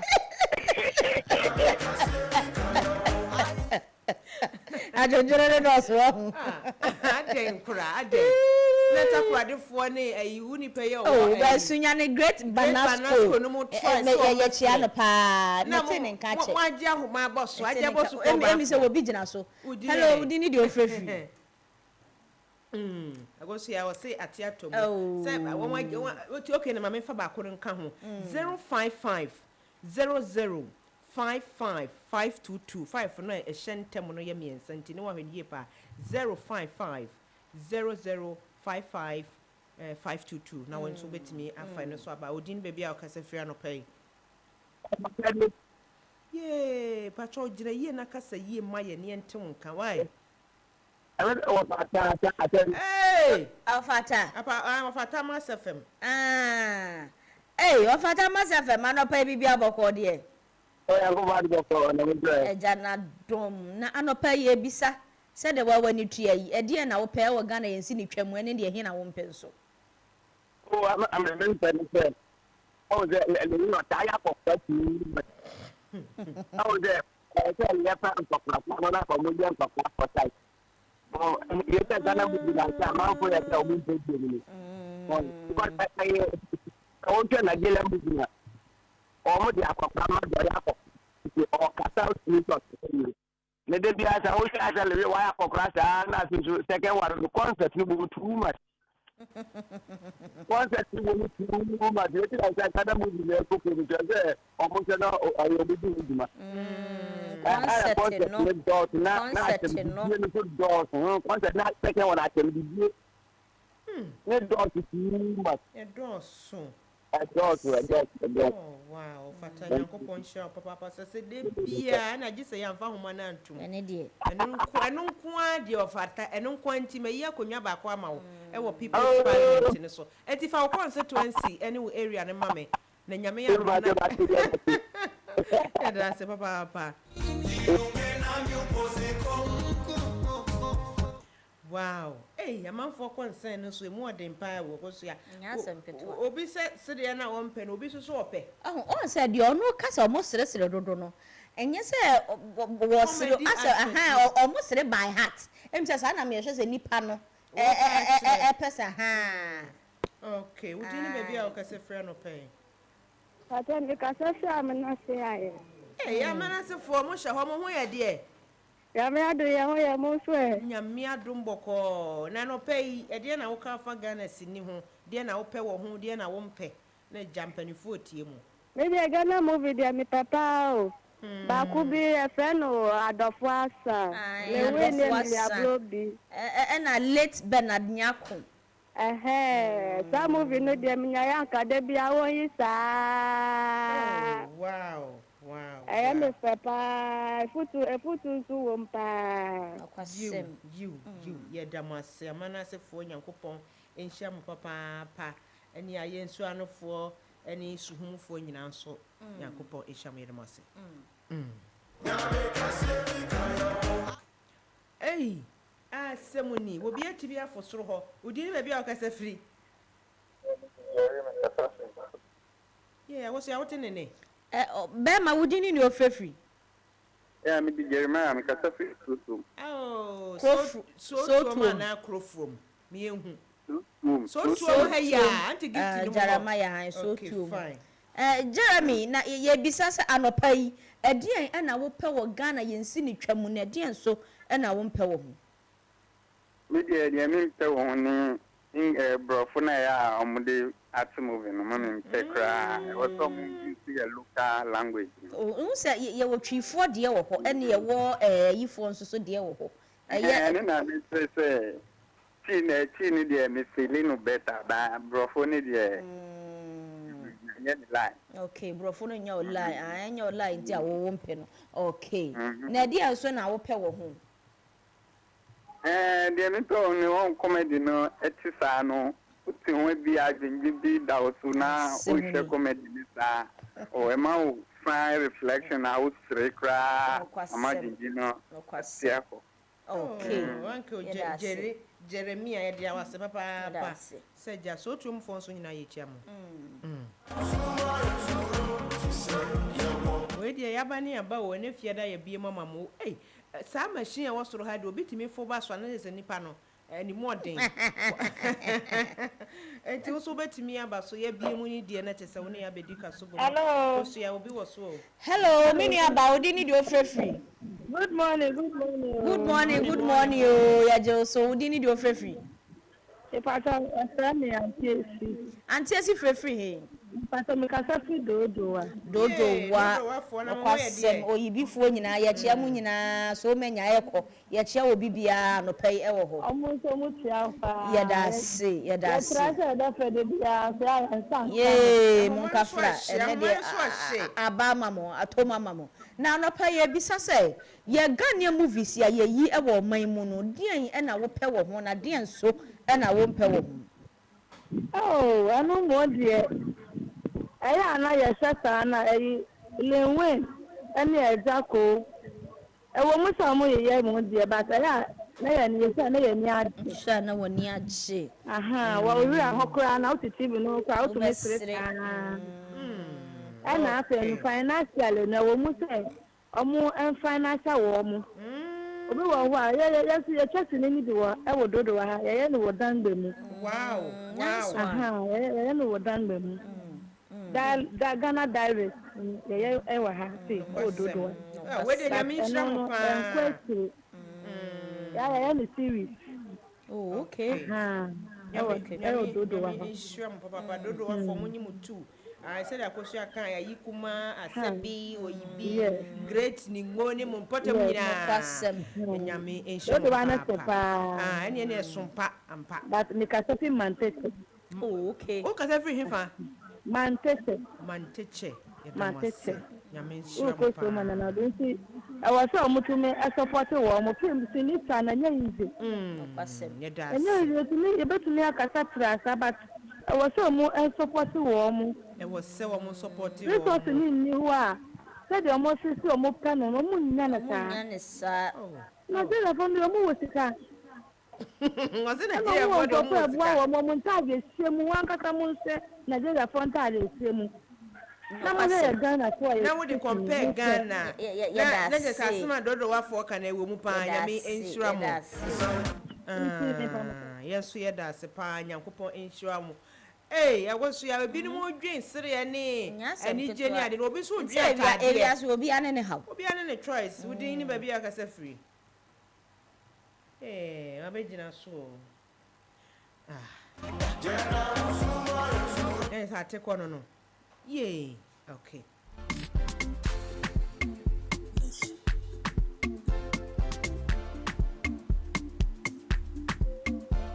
I may 2 minutes into mo ntimi amo enwura mu dia minute mienu akai se wo ho den pa abowra mienhwe odi ni ba bi akasa free oh wojina so ana woni so wo mi aso na mehwe se beba de ya atiatom wedi nka utimi bowura mu ananka wani aba ebewie kura final ka woni yen aba bewie obi aba so di ni baby akasa free. Good morning. Good morning. Hey, Brad Charles Spintus. No pay him quite. But sometimes you are telling me. But the problem I have is Nigeria for local movie. I'm not saying any attempt to move out to Mr. Yankasa. I need to attend Yana. Wow. Let's just say on the Niji Huna did no. Did you tell me the capa and I call about coffee? I was a Quakuman and a Passia and a pay at the end. Hey, Patroka Sadema and a wedding Utia ye.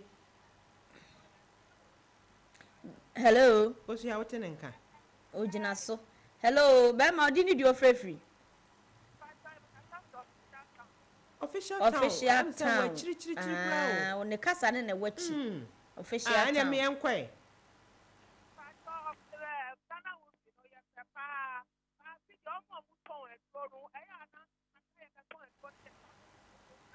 Go for no motor drone.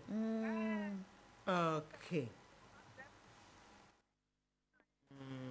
If your official town for when you know, I may ensure my papa.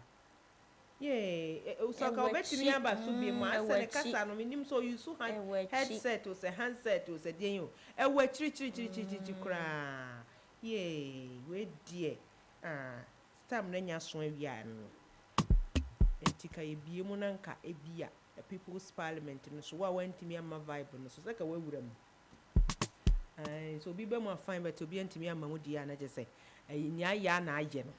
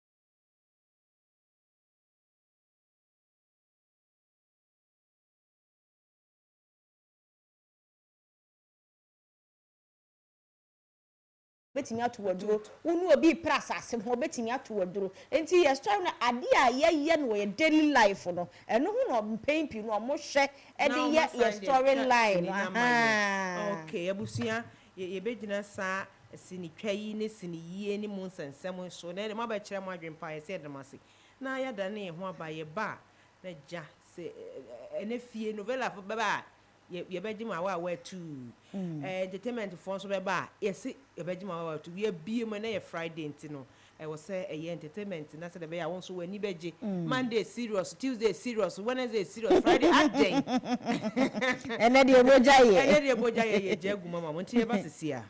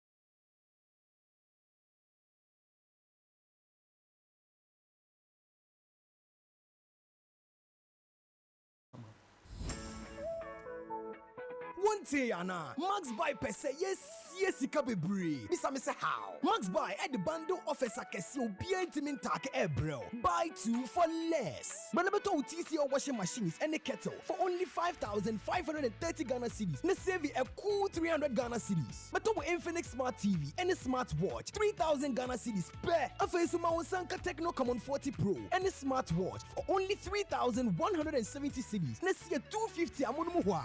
Max Buy showroom and memo baby and I shop it online at www.maxbuy.com.gh. Frame 054 401 9552. Nebisa bundle promo no na jiweni kra.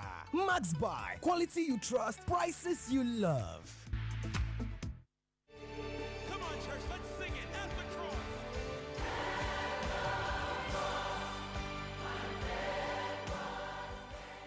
Follow me, and I'll make you fishers of men. Matthew 4 verse 19. Tune into Max FM and listen to Evangelism Focus, a program brought to you by Kanketsi of the Global Evangelism Restoration and Focus Movement. Do you belong to a church and desire to win souls? Or are you into evangelism in any part of the world? Then join us and be a member of this movement. We help to win souls for existing Bible-believing churches. Your host is the radio evangelist, Deacon Danny Glover, a seasoned evangelist from the International Central Gospel Church, Royal Temple, Awoshi, and founder of the Global Evangelism Restoration and Focus Movement, Global ERFM. He has over 30 years of experience in evangelism, so you'll be greatly inspired as you listen to him. Tune in this and every Sunday from 5:30 to 6 a.m. and you will be blessed. For enquiries, call 0244 955 425 or 050-9038-893 or visit our website www.restoreevangelism.org. Evangelism Focus. Let's focus on evangelism.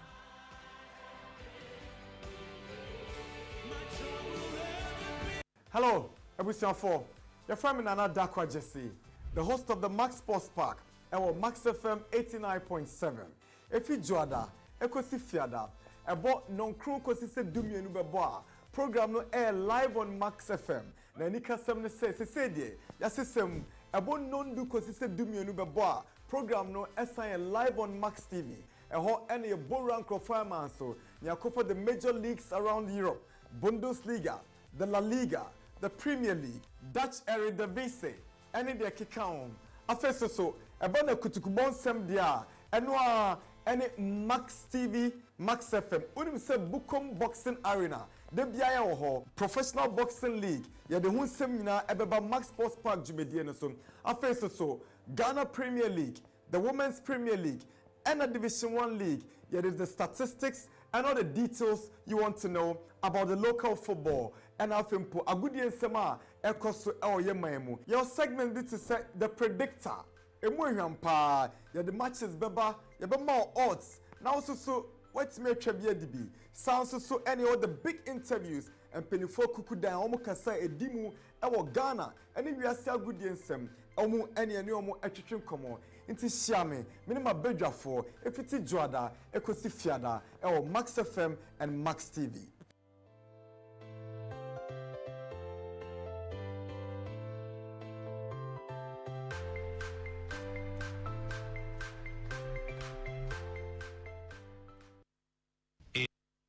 It's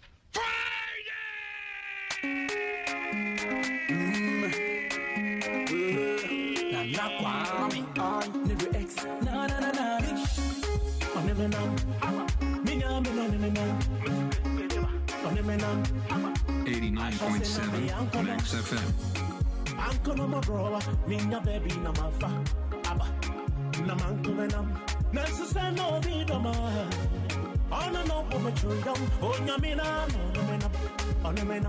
no menam, I represent a soon in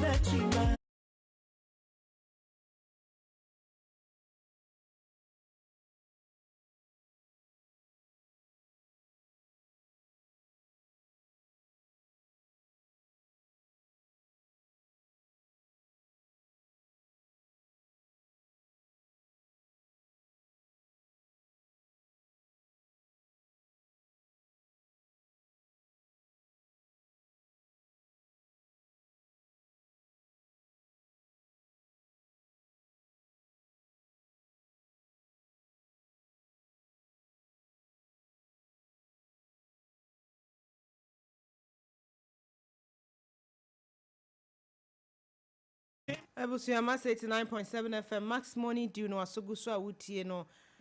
Menya se wo hyase brunso ntama no wani etimi twa kokko nti enedie People's Parliament dwumadie ye hyemobose be hyase ntem se de be ya agane ma ka ho ne ho pempra de nyina nso monsa betimi aka na se de yedi kan eka ye question na nsa na ye kɔ no eneno ye se ye pese ye hwɛ the current state of Ghana movie industry koyie ana wagina faako why stagnant ana say ko nanim show na say enko nanim ade na ebetimi aya fa ho ko nanim so ade na ebetimi aya ka ho ema improvement bebre etimi abamu ye exam so kra na wo try etimi ka say there's more room for improvement.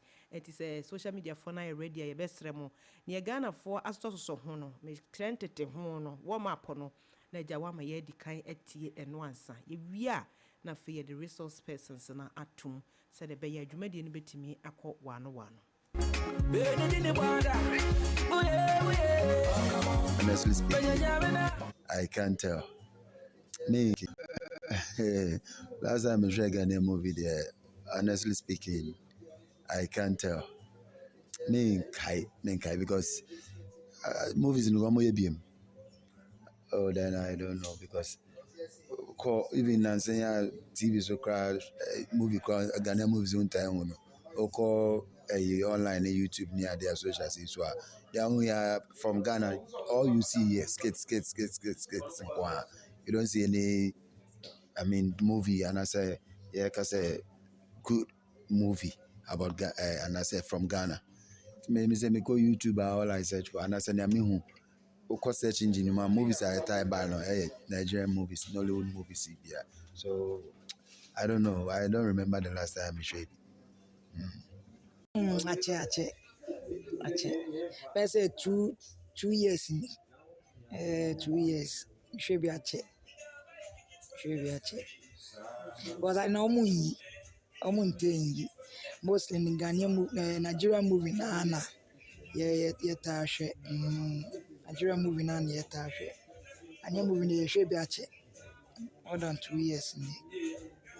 Okay, thank you so much. Nyamishra mo na say the Ghana movie dey nya bin show they be born ya na ye hwe nti adwini na obon me ka last time me hwe Ghana movie to ya mo mboaye why Nyamishra mo me hwe Ghana movie ache by se me hwe kra tete niama tete de na no mu yi old movies na no mu yi you say the Nollywood movies no mo na new ones ababai Ghana movies ni de old de nkwa na ewo ho na me hwe ye nso ache me hwe bi ache pa because okasa okosha odi bakwa koto na ye dada na foflo ne mba so like ade ba ko do hwe saa eyi nipa so me hwe bi ache pa Ghana movie de me hwe bi ache mostly me hwe foreign movies, adventure movies and maybe epic movies but Ghana movie snippets yes ebia tete dia no ejako de ne Lowin and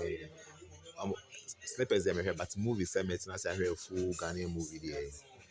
Okay, no, push I recently, I think this year. But any Kumawood, Ajeti Annan, I think Bright something. I've forgotten the title, but I think that's what I've watched this year. I don't know if I think Makope. Oh, the last time I watched a Ghanaian movie, I watched Taste of Sin on Netflix. So mostly, some of the movie not some Netflix, so to patronize them, I'll watch it. But some of the here on YouTube, the Aquadron, Mania, Sadiano, yeah. But some of the to Netflix, so last year, I think in the film by Shirley from Paul Manson. The last time I made a Ghanaian movie was last 2 years. Actually, na share that interesting, mami saiti. Me jai yeah. It's a crime to me akano.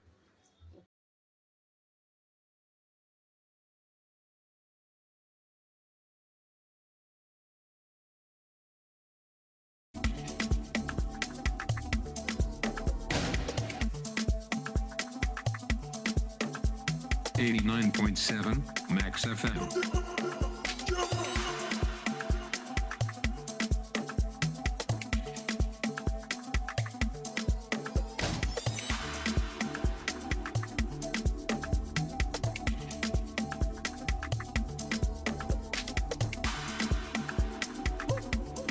Ebusia Max 89.7 FM Max Morning Dew. This is a dream parliament in so aha.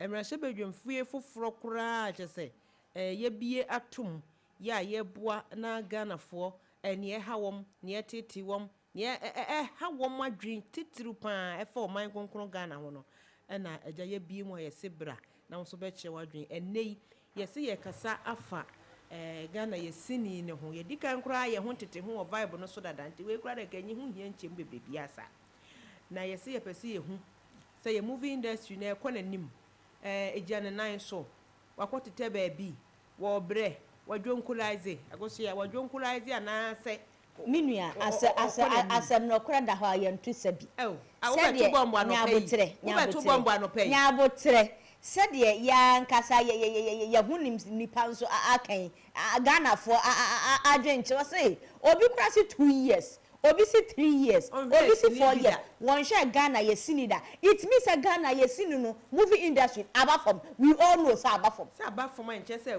o say abafom by chese any ansole na ebede na asore tenti ya ba ye bekeka ho asem nti die pa na timi ba ya ye movie industry no etimi gu sa ye se emre dane a na wadane wo hu bi Nigeria uko Nigeria tama CD ni nasifo yi etwa mu yi wonum sa dane wo mo ho ene omo ye movie na buram na omo da kwakote Netflix wo mo ye movie na ntampa na omo da kwato YouTube otimi kura twitwa trailer no na ne de ukọ YouTube a na na mo ebe tregaw amo akwakohwe ene bebre na da ne comedian oye ya na chese otwa skit oye ya na otwa enye fe egoso ya matese no so na sika ni wom say because funding no and share them no say first near Miracle Film Production sister bi near fe ni Pekus onu say no the mobile phones oh yes na bebre kura to niam wo dwam so ade antichrist wo ton ade wo dwam yo antichrist na wo ton ne niam ene wo de be kwa akohima wo waste ne time ne ya de wo bibi foforo ya wo say yetim ya dynamic ye movie industry no nya dynamic enti ama producer bi wo ho no person ode ne ho ni sika be shem ena producer bebre na so no enka ade no dane no na nka fast no mo so adane omo twa no de akoto YouTube Netflix na tefo but omo anya ne sa ama say movie industry good say man no dodo na adane presenters na wo si akofam na afi de wo dodo na adane presenters wa mu ni journalist fo na edwuma ko ni say na go so ya kan o mo fa van na mo de kwache yi no ba ko no mo fa mra ha me pagya ne nko sa van no de me say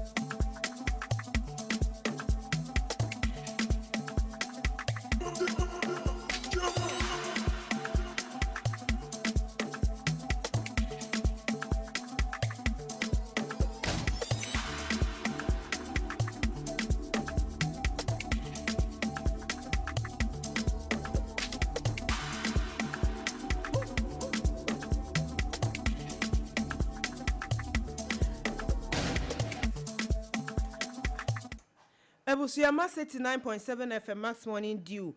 Eso na wasugu so awutie we di ententem ja so pa. Ye di kan ka kire mo se enne no ye be hwe Ghana ye movie industry state ye wom.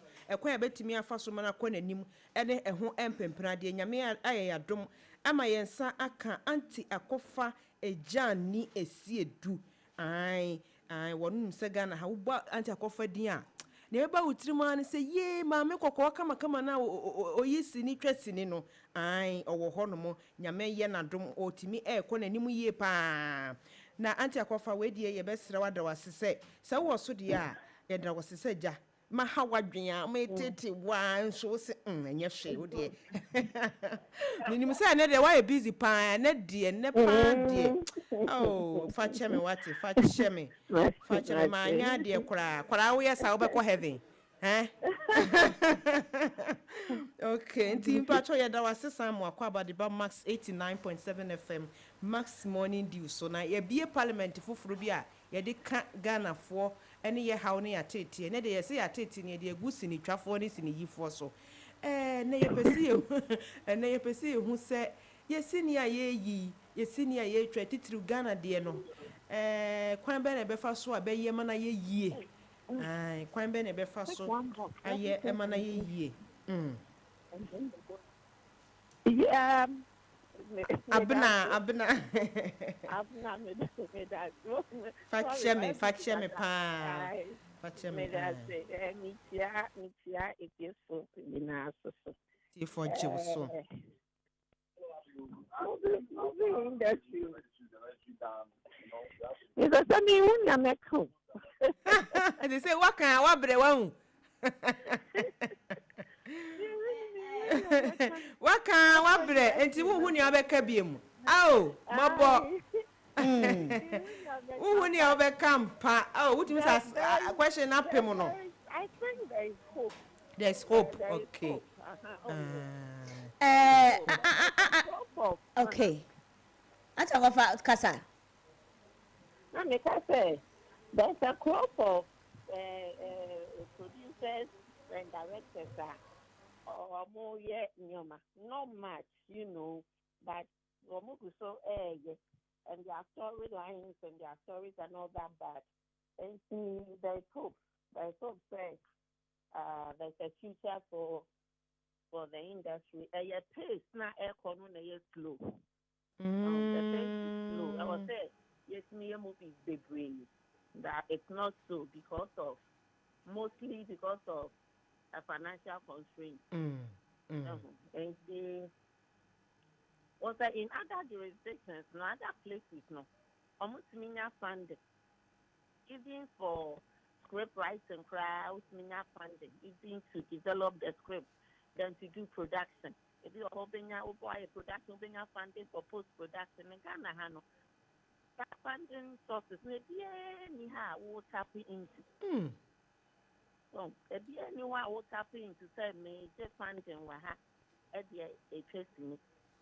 And I buying to say it, also say, if you are bank for and our bank it will be my filmmakers is maybe at a 2% interest and 1 birthday and 3% interest, because once me my we can't just have commercial interest now or more to say no because in the channel it takes time. Answer that you never out like I say 6 months grade obey your pre-production almost 3 months while your production while your post-production answer that you never out no then to work with the bank loan not 6 months after I will put an acquire rate yes means you have that kind of commercial rate it also to say be what.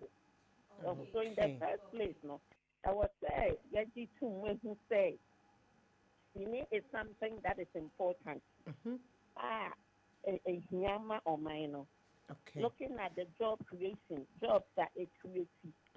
And we have to be intentional about some of the stories. So, not some people actually say, they here are buying the edit carpet to me. But I have a different view. I was say, intentional. There are some movies I was say are buying a back because even in the US, Pentagon gives money for certain movies to be made. Pentagon, US, almost financing movies. Because you want to let people know, say your military is strong. US is the best country, is the super world, is this. Now, me saying as a filmmaker now, or person in the back, no, on dream, a mind your man who finds any movie on it. And see, there are certain stories that needs to be backed by, you have to be intentional and create that kind of content. And to those kind of content, you know, I was a backing source funding a title. Funding be tied Ghana, East Ghana, Ghana. You want people to make Ghana the tourism hub in West Africa or in Africa. But some of us, yes, movie back. Those places near the best because of my thought process and who I am and how I think. What you say? Then no produce another director there and the best. So if you want those things done, then you have to back it. No, I said BBC. I say Chiba Tarek. You commission the work to be done, or commission. Say, this is how I want the country to go. This is how I want people to start thinking. Okay. Track so got to me. Now for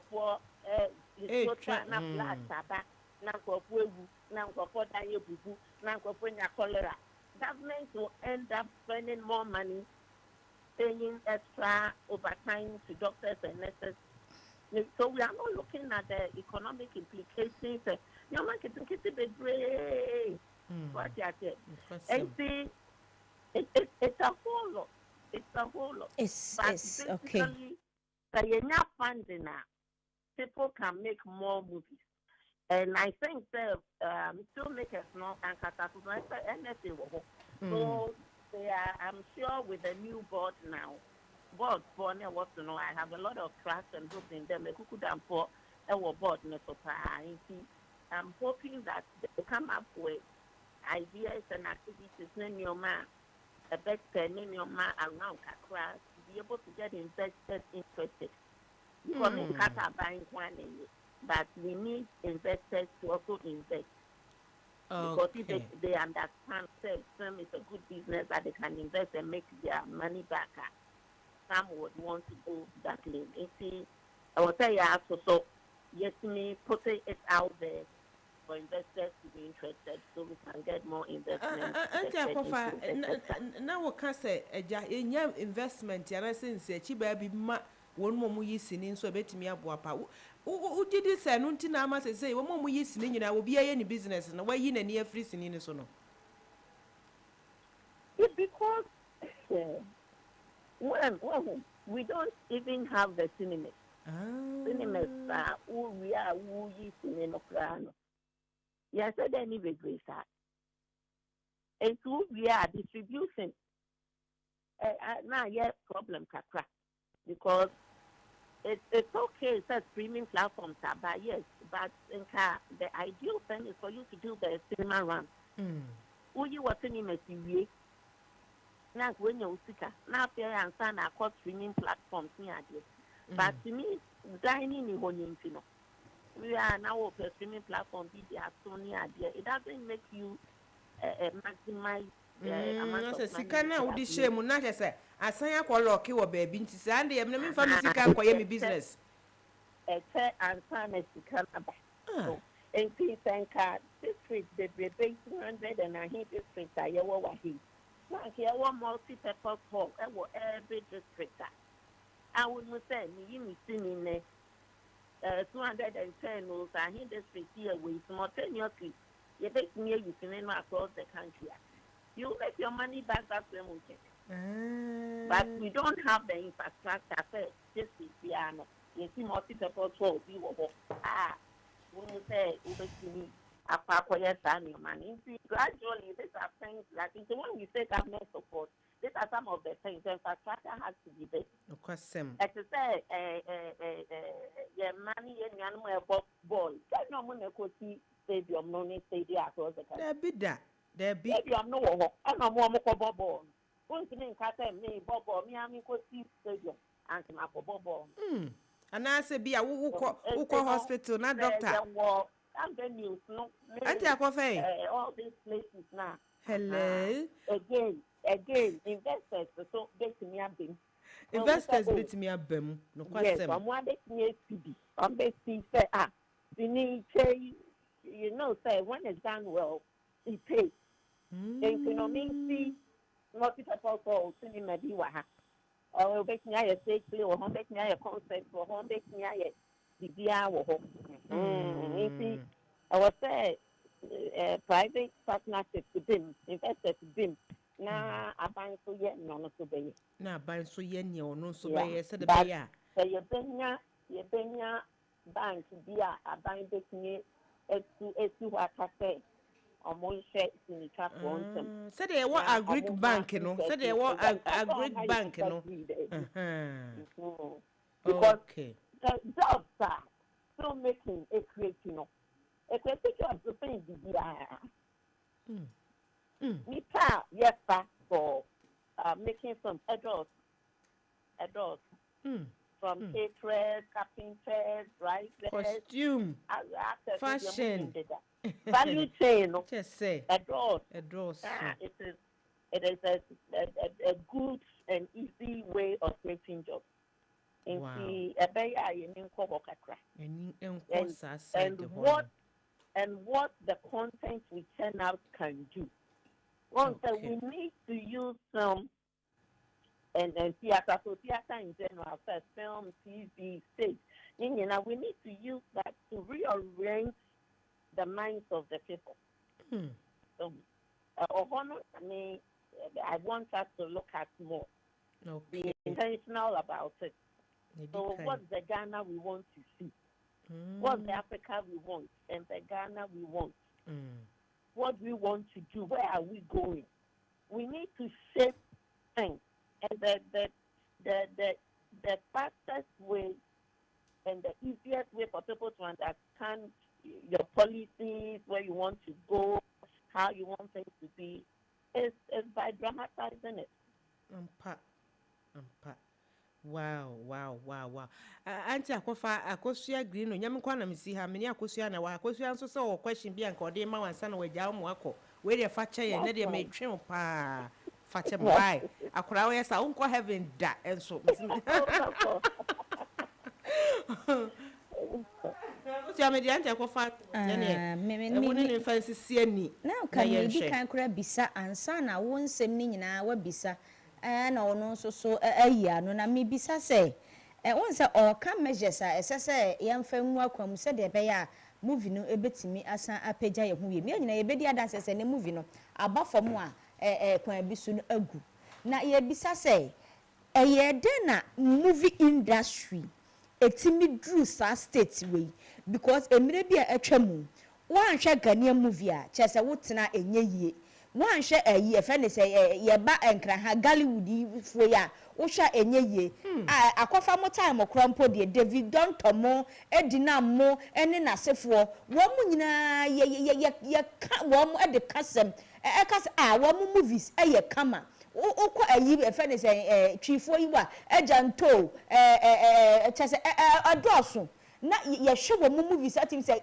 you Ghanaian movie nie ye didididi mu na ababedu sa brain na eba ne sen na sisi a chese upo Ghanaian movie so a na chese obi ti baabi a o ede ebe akofa eba ne sen na yetimi ananti mu ababedu ha yego enim se enka ekọ nanim de nke se etimi pagya mo ba sisi a de kura eba ne sen na etimi adu sa state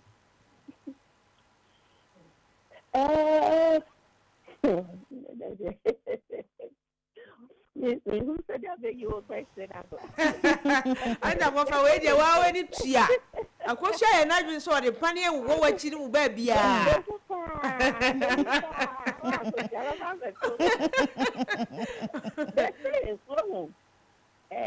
Training also counts.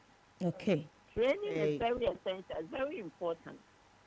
And see, if they do, they know now. I guess that Obia, Obia, 8:30 minutes. I'm not only a woman, papa.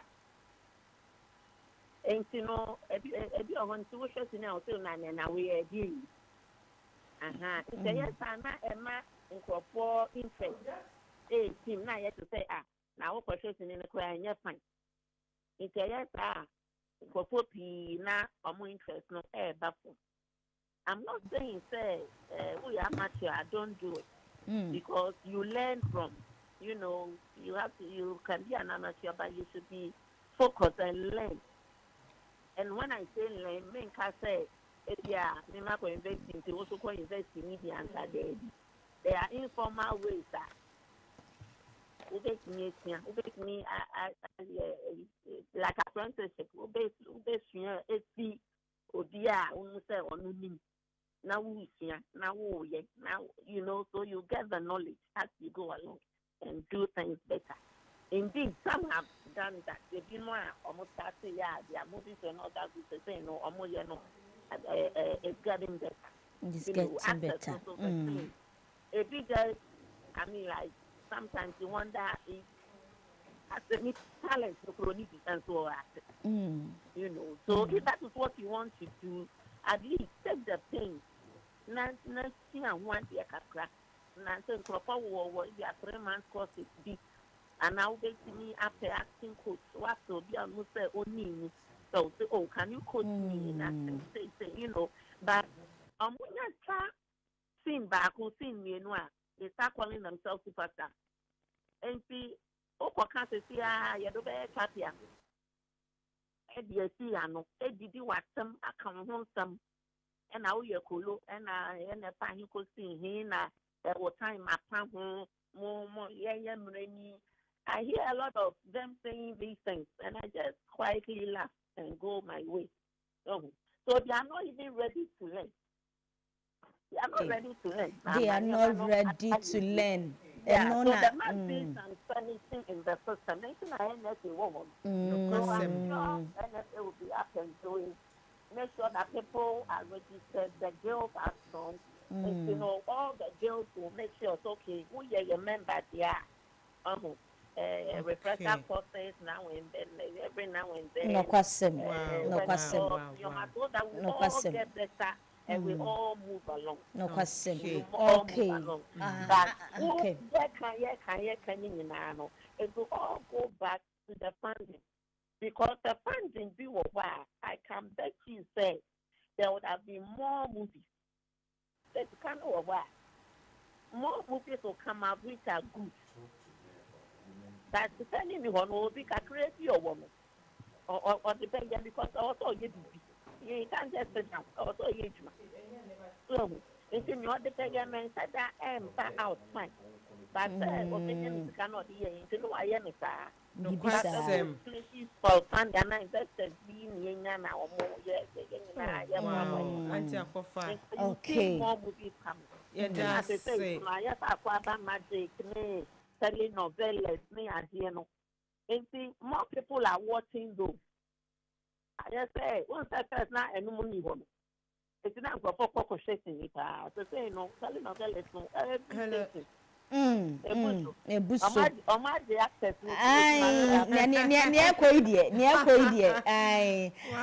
Akɔfa aduane asi edu yɛda ase bebree paa yɛnom genzi for the anti beka refuse to grow ma me na chese wonyini da ne picture wa ha die nya some refuse to grow wonyini da me mafra bra mu na me hwe no wonyini da me wankra bi di ma Ricky Anoche say ochiao bebree pa o say ochiao na ye pese ye ma wo mu wo sini twemu ye pese ye yi bibi si ho na ka mo so ma be ka sa e bo mu se na nsi de ye twemu de enso eduru ho no ma pa cho wada woroma se wo beba. Oh, that means women in film and television. They say a new president or the I oh, wow. And then I pay a person. But I And can give you wow. the names that you Oh, and if I to do fast na ye ne won kono ye nim say eja enne de adwumadie kese da wani so me nka mo bia nte but da wani so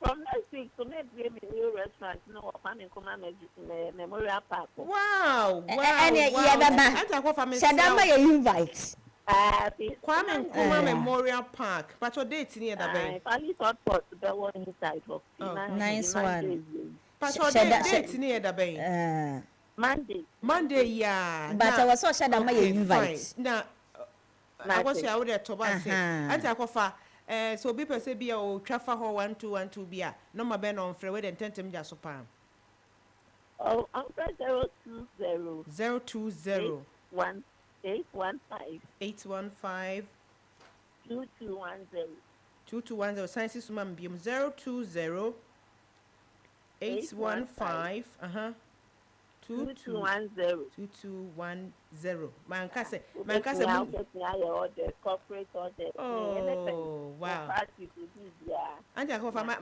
no right mankase mu nyina mu dwane aye mo business wo ni nyame ntra ya da wase why no but business man come where enye oh we dey facha me say ne de ma ha wadwe what because that's okay yeah me hwe situation am see ye ma tete ne kakra e da asinya ko sure pa thank you so much yeah me mo oh yeah that's pa it's for da wase abrawo it's for da wase you have a good day enjoy the rest of the day thank you so much bye akosuya anti akosuya be ayi akofa be kasa o akofa ba be kasa yi pa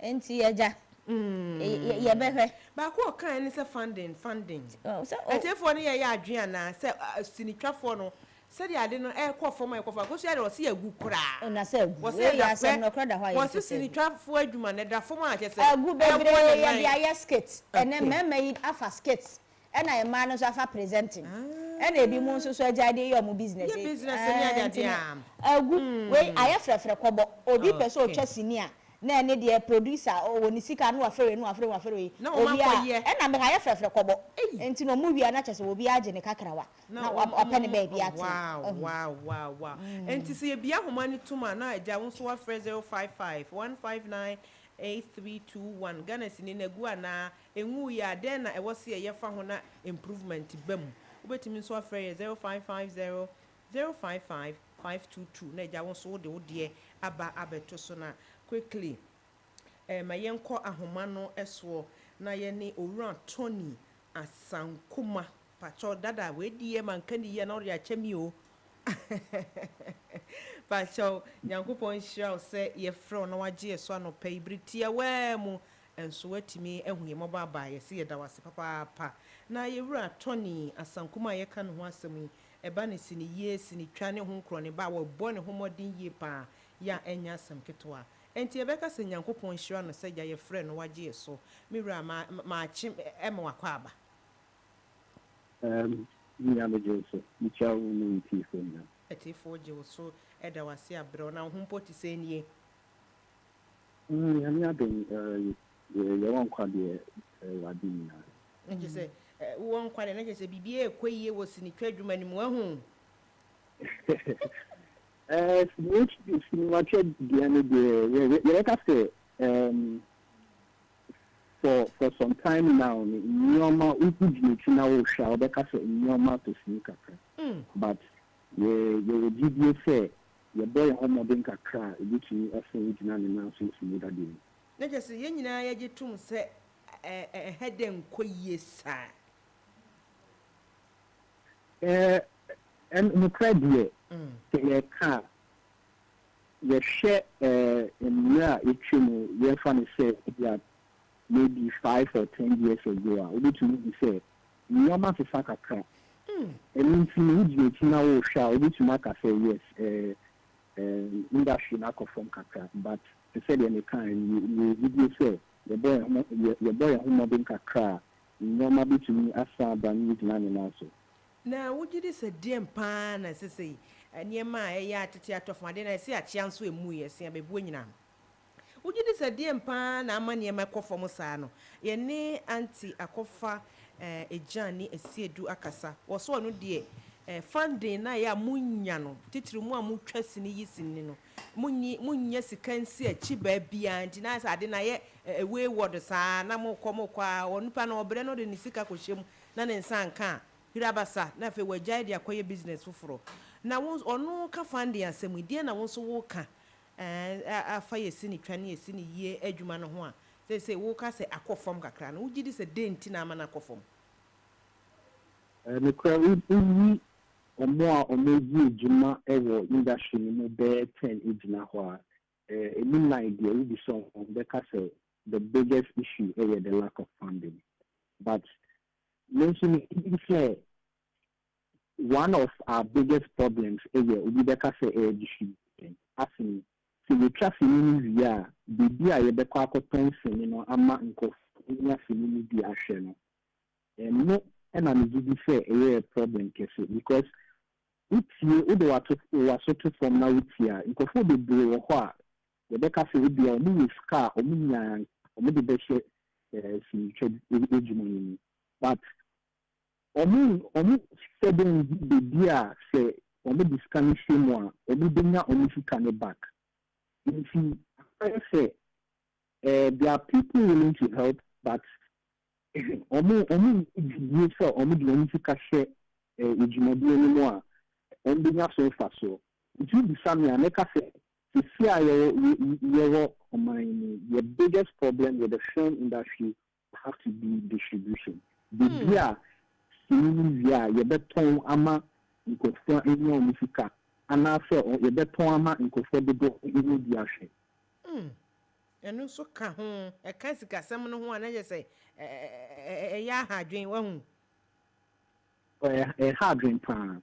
Because to share a mama and hope also omu industry na kominima ubi to me say the buona in any say omu track film e was country cinema omu be to not on film music back but to share my no and share am to sa en kanini na the buona be ka say oh omu ton CD so omu ton VCD so omu ton cassette hono be music issue see as our market and share am ho even so about streaming YouTube and a whole also but even with those marketplaces still there are certain issues or there are certain challenges and money is very difficult and filmmakers need to ensure that in your music from such market but still now you did say your boy on home modern kakrana you fire one to turn year, you did a pass you need to me service our problem now, you did create some markets now, a bed boy Amaya Tong the film. And let's say you're Tong Keke, you're Tong Young Cassan asking Ghana for or more money. It did say Ghanaian film which you did, but in the Ghana for the Gona empty film income, the Gona into new share film, in the film, a yarn answer and if you're Banisana, you'll be Junichia, or also a dream who say, you could use a collection, a better dana, music back.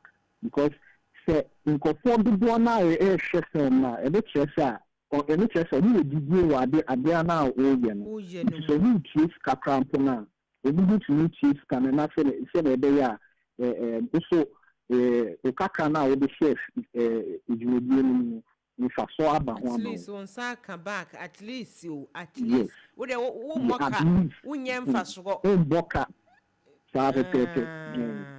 Na obi the message about say sinitwa dwuma no wom no hwese de ya na mentime ho ase wantwi bi ekoso actors ne actress ni mu a eno so ka ho na ama emse Ghana sini eya aguo ana aguo ana se nam kwan so eya aguo anasa.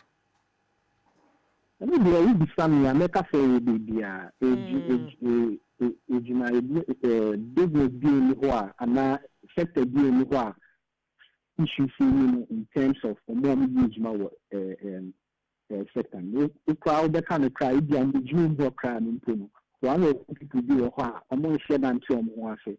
But the Jumani or one say, send me Jumana, meaning I made them Sabbath to highway. Because meaning say, the summer so maybe Makitua. If you any shed and cafe a problem in my industry because and it will be I think said the big man say if you are sick a crab by your thing, you say Jumani dear, say Jumani. Na say it you Jumani million ya ubia binya dear say no saka.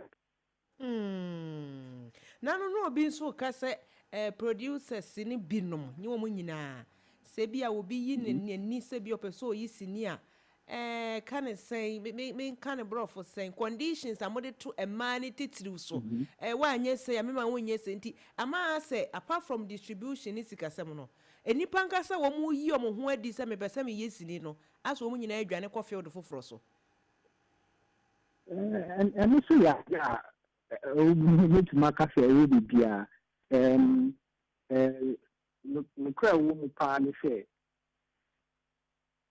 film industry no competition be doing and na because we do so ewo o ma dream say o need to ma fa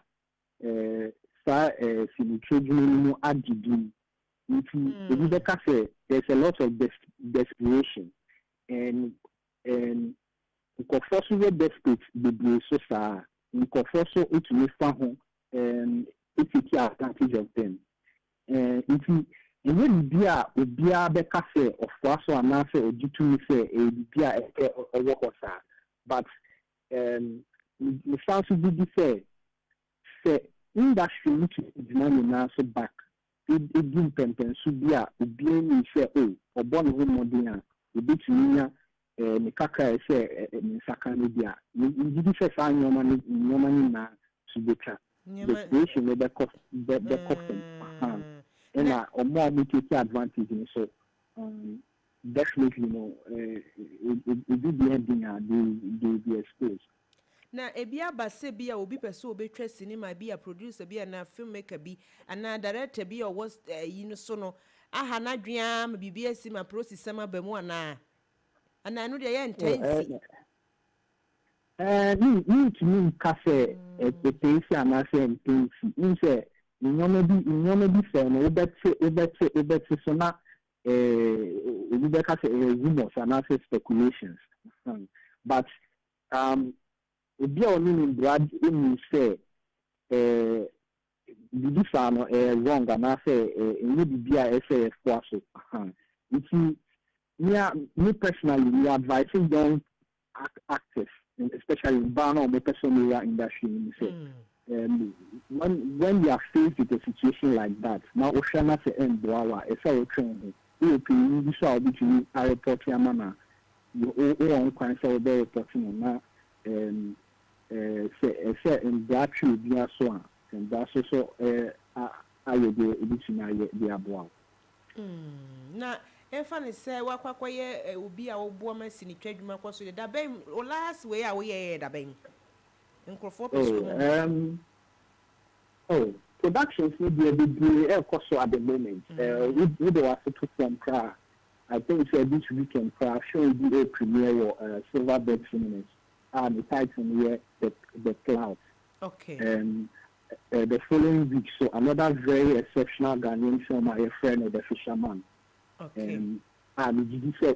be our Ghana and be a cinema not or chefs after now we some form of GDA say Ghanaian film industry your boy home modern and Yamabeku Yama which never deny now so but productions need to be air coso to say the kind the issue market and I said the BI between our tons in the will be a between media share.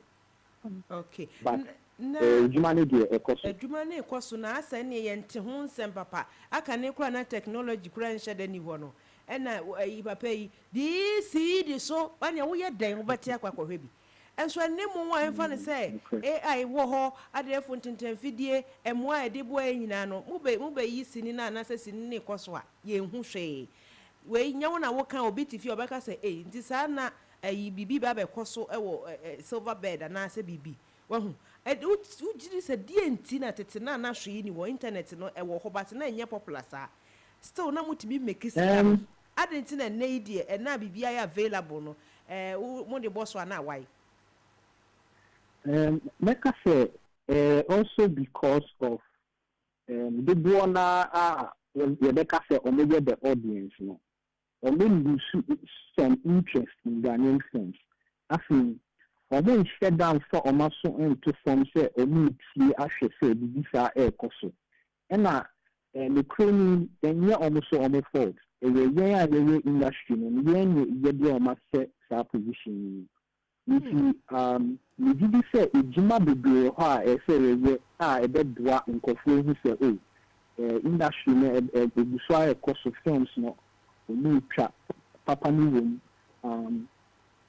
it do something and so on. A day easier say the buona did almost better from it see I drink like I say, oh, me person is from a basso and I say me person my sister can be a coso have my main family crochet. But you imagine a young industry for no yeah you was in dream why you better I drink back you say, oh. No matter how if you're born on modern, now you back our audience. I just say audience, no, I say, I worry about no way down, and I will send go back, no, or so definitely for no. Now, a crime I'm more fast, I definitely for me and near Bang. You didn't say, you're boy on modern character. You said you're kind. Or banning a new film, you being said, we sabe far coming.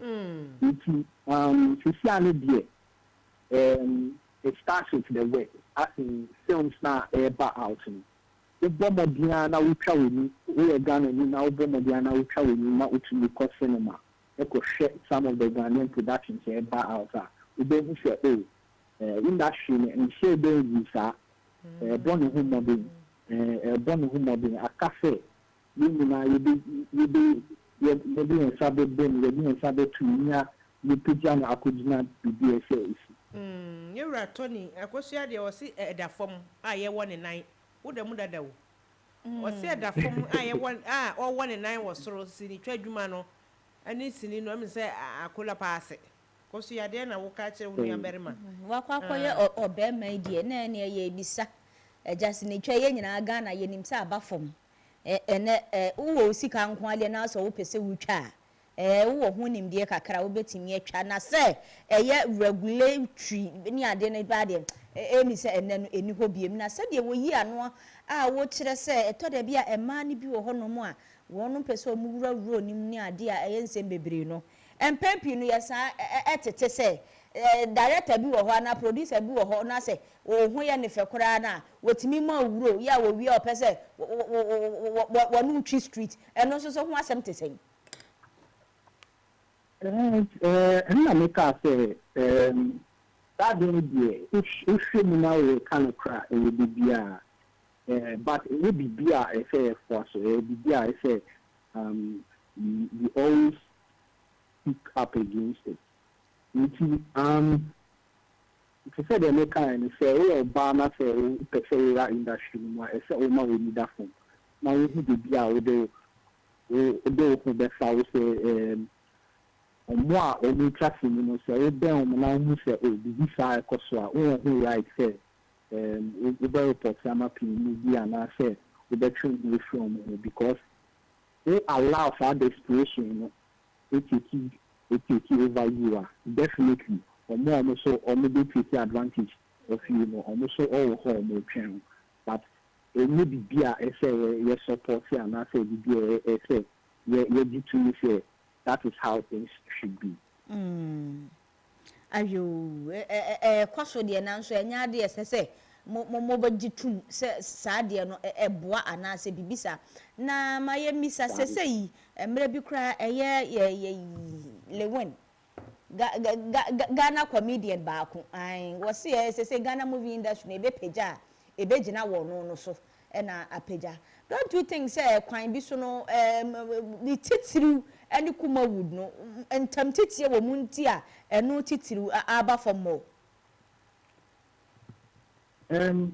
we did say industry no be gina na so in gina nipa ba ko person in gina nipa ba ko pe we did if you kuku industry dey see me kon so akase sleep industry na my in na na say be en to collective effort na be boa industry na management na so the bia be to play in part one way or the other and I said the mechanics in example say the America say we don't have to be friends to do business. We don't have to like each other to do business. But see, we say we are doing something. Not say at the end of the day, we bring your kakra at you able to man. We did say a very necessary say we are able to not industry is not an answer. But we said in the time we did say we paba could beat you the industry out to the console. I can say of industry. Because always our crana on one casana you did maybe no or bebre but then so you die to some no kwasem bia kwagye na ye ka we apart from the work can say enya nipa ba ko so collectively eye nipa dodo no na sese yeso we so ha na ye nyina ya pagya ama movie industries no asan agina ne na so apart from the work edi ebiem ni die na ye nhwe ni mu say Ghana movie industry any empanimfo a edi wo man nanim ebeye ama ye movie industry no so atimi asagina ne naso make us say you see you say the National Film Authority on the yan fan say aban the figure say e boa na industry ejina ne naso you a previous officer or more if you are the young officer sister man Kafi Danku ebin ye schedule also in which we are yet the Abua industry but it is not again as collectively as industry the man is our support now in support me yes say the obedient na say your right and I say you to say the obedient you be some questions you be say on check you look at crack na yen so you to me abuano you did say that is the way to go na yeah dream back na National Film Authority in front of us na say the boy to the almost person maybe the boy industry now I think say problems will be over the course of time the best of these are problems now. Oh, okay. Any na answer na ebeja wo amwa kokora no. Se wo hu se enei ukọ eye Abefontin video no ani titiru Netflix ene eye YouTube ahodo no a. Yes emere dane a na wada no hu bi. Ena wo kwa Nigeria for movies yi ene de o boy ya na wonsa aka YouTube the same thing. Chese omo adane omo hu asiuti eye economy no the dimension said the esiko na then na Ghana de ye movies titiru ene ye twi de ukọ na Netflix ni ade a ye ntumi nya bi wo ho ana ye nya eligible and for the maker you need distribution challenges the funny platform to say Netflix if it's foul film and go to Netflix ticket or more requirements and some are using and some which means submitting the crown, except if submitted film makes you a distributor and not say aggregator. Or no, or better film maybe say, if you are film, which means a poem on Netflix, and some Netflix so in that the actual film maybe say in the standards. And now Ghana has a you said a new company, and not a new partition, they are raising one cassette or maybe a distributor and not say aggregator, and these platforms. If you did one Ghanaian films now, or making attempts, you say, or more person will call onto these platforms now. It's all we go through other countries. Now, when you say these other countries now, almost protected on more territory, and then you say, So Ghana film bi da ha na se ono country films be 10 eda table no so obehwe ono country ni DSS and sana that you ni ahwe wona wo fi Ghana na wo ba no nti eno meka sa issue ni meka distribution challenges na ye wo no it's funny platform you should say YouTuber there obi actually sorry the film a top platform so but and you know so we should that you now yes some say marketing and I say promotion here the share amount of things say the co-harming say you bring the film nashi you say Ghanaian producers now Oma said that Abamodia say on the faster platform no as a main outlet for distribution or maybe so on the bomb or maybe promotion or maybe turn the only to your time and could be more to be so good now or maybe say oh on the so or maybe on the films extra but again and say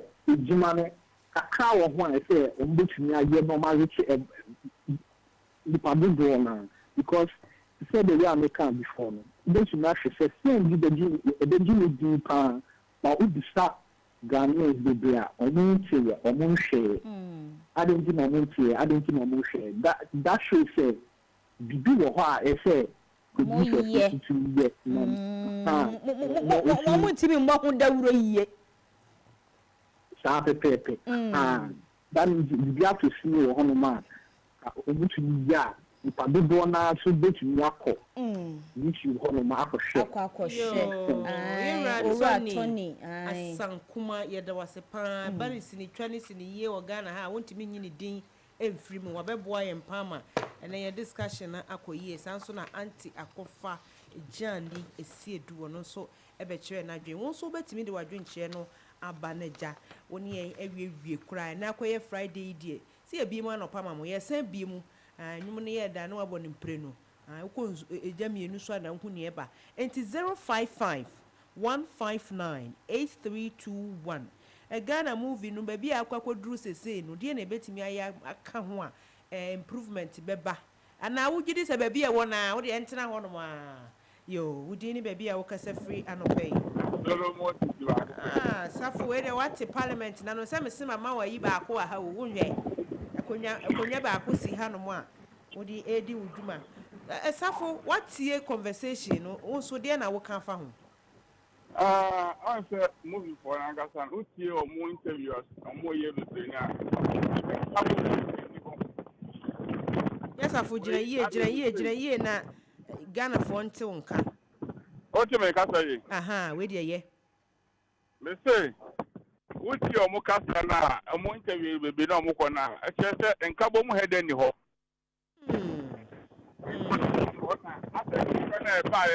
efe so mo nchese aso musim Asian 24 no enti da bia na asa bisadasani emma wo ho nto odo na Nigeria fo no yisu no se Nigeria di ba ko betimi ni fa be twa movie but Ghana ha say na asa enka bom ni ho o so mo interview no mo ye na wo say mi say wo etimi wo aka me sa no ma no ni aka na ma interview se no Friday akọ down no okay odo no me hu so odo no mo interview no mo ye no odoni nkabomu eni ho ombe ati asere fefe bet etie no nyema wo program no okay ejesa fu ye da se nyankopon sha papa enye ni tika na omunya no kana omunya nipa ne se onya funding wo so onya funding osafo magi wa konyo na free nsem Uzi ama 89.7 FM Max Morning Dew. Ai ne the agenda na ye bie mu kese pa na Friday. Wenye. Pa cho no wa free wa fidie no kakra ma ye why. Hello. Uncle Abodi. Aboj. Na penny for kasa. Na wo so de na wo kaka tentem na de se. Na give me ametu kapa mo no say. Omo ni politics in free omo yi. Politics. omo de wura politics na mo de wura film ni mu no eno na amata na mari nyina to simpisia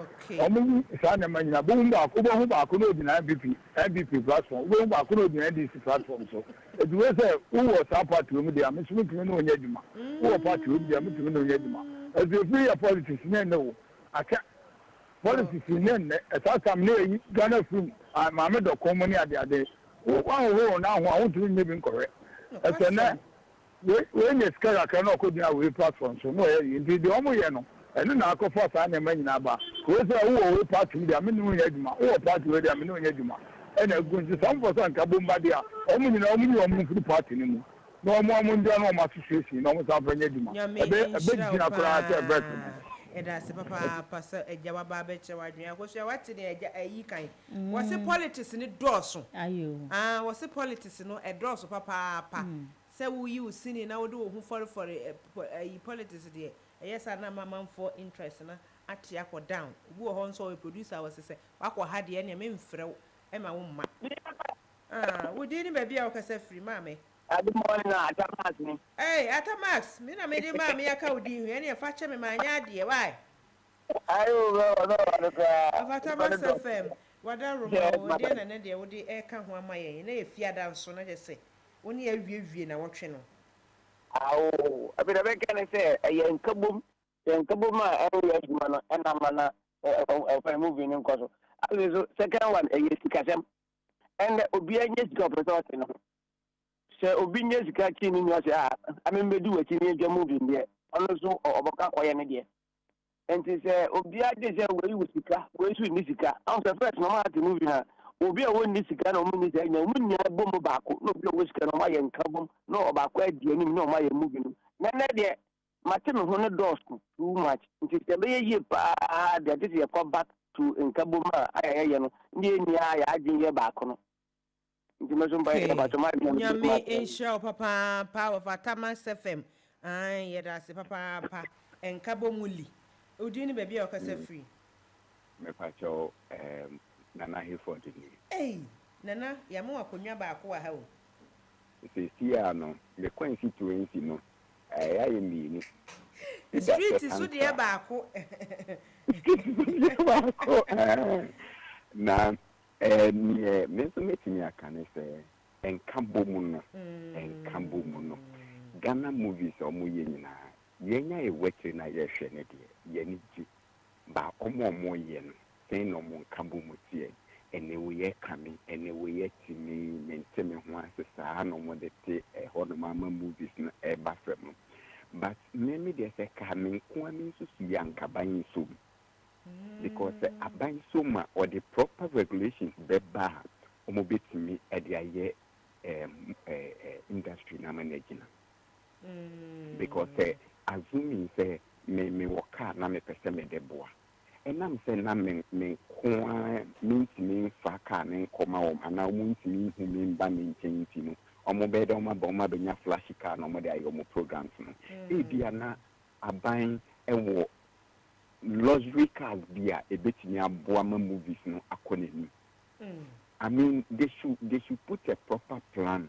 I mean they should put a proper plan for the other senior show papa said ya so wetimi abaso abusunya ye hwe time ni de wi anema ko ni se de course no ba ne dia na wo se yedimu si ha ya na nyame ya adoma Monday ya ba abetoa so pa ya enye asembetoa akoso ya what the Ghana for e dia beto tutudwa obi se politics obi se funding obi se distribution togetherness na je say enema bebre hasini twa nkeka mbomu any sini ye adwuma no enti na che se e wo sempani for hwe na ja wo mutu ho na ma na se de eda form a e wo ne nan no ankokora na a happy birthday kese pansa ne ye kono enkoma Madam Theresa social media for mo en fan to sumana said the world tete me WhatsApp nya sam ketwa Madam Theresa edin ne ma media man Theresa no so mpeu so ope ade pena enti ade pena ye se nyankopon hwa pa no onton su papa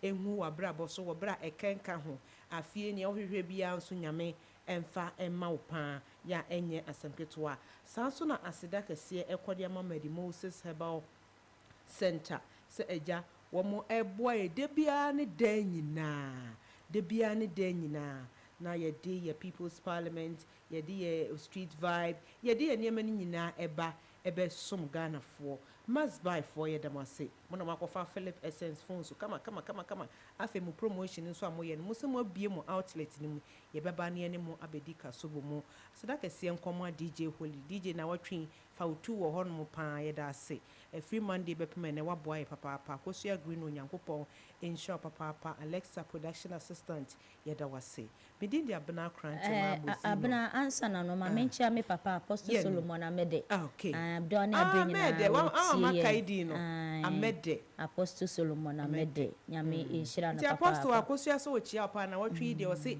nyame enka ho na ne wopɛ bia nso onsa entimi nka happy birthday kɛseɛ pa enko enfama owura set amponsa ai na wohwɛ message na ekɔ na yɛsi yɛ bompa ya ma oyie papa se bibia betimi akɔyie se on behalf of the veteran comedian and musician come up easy way wow we dey yeni tv phone nyina ye wie pepepe only yakra ye tie phone ya hefo nyame ya do Monday ye be sign the mass morning due abeso max 89.7 fm yakra mo Jenkra wakaje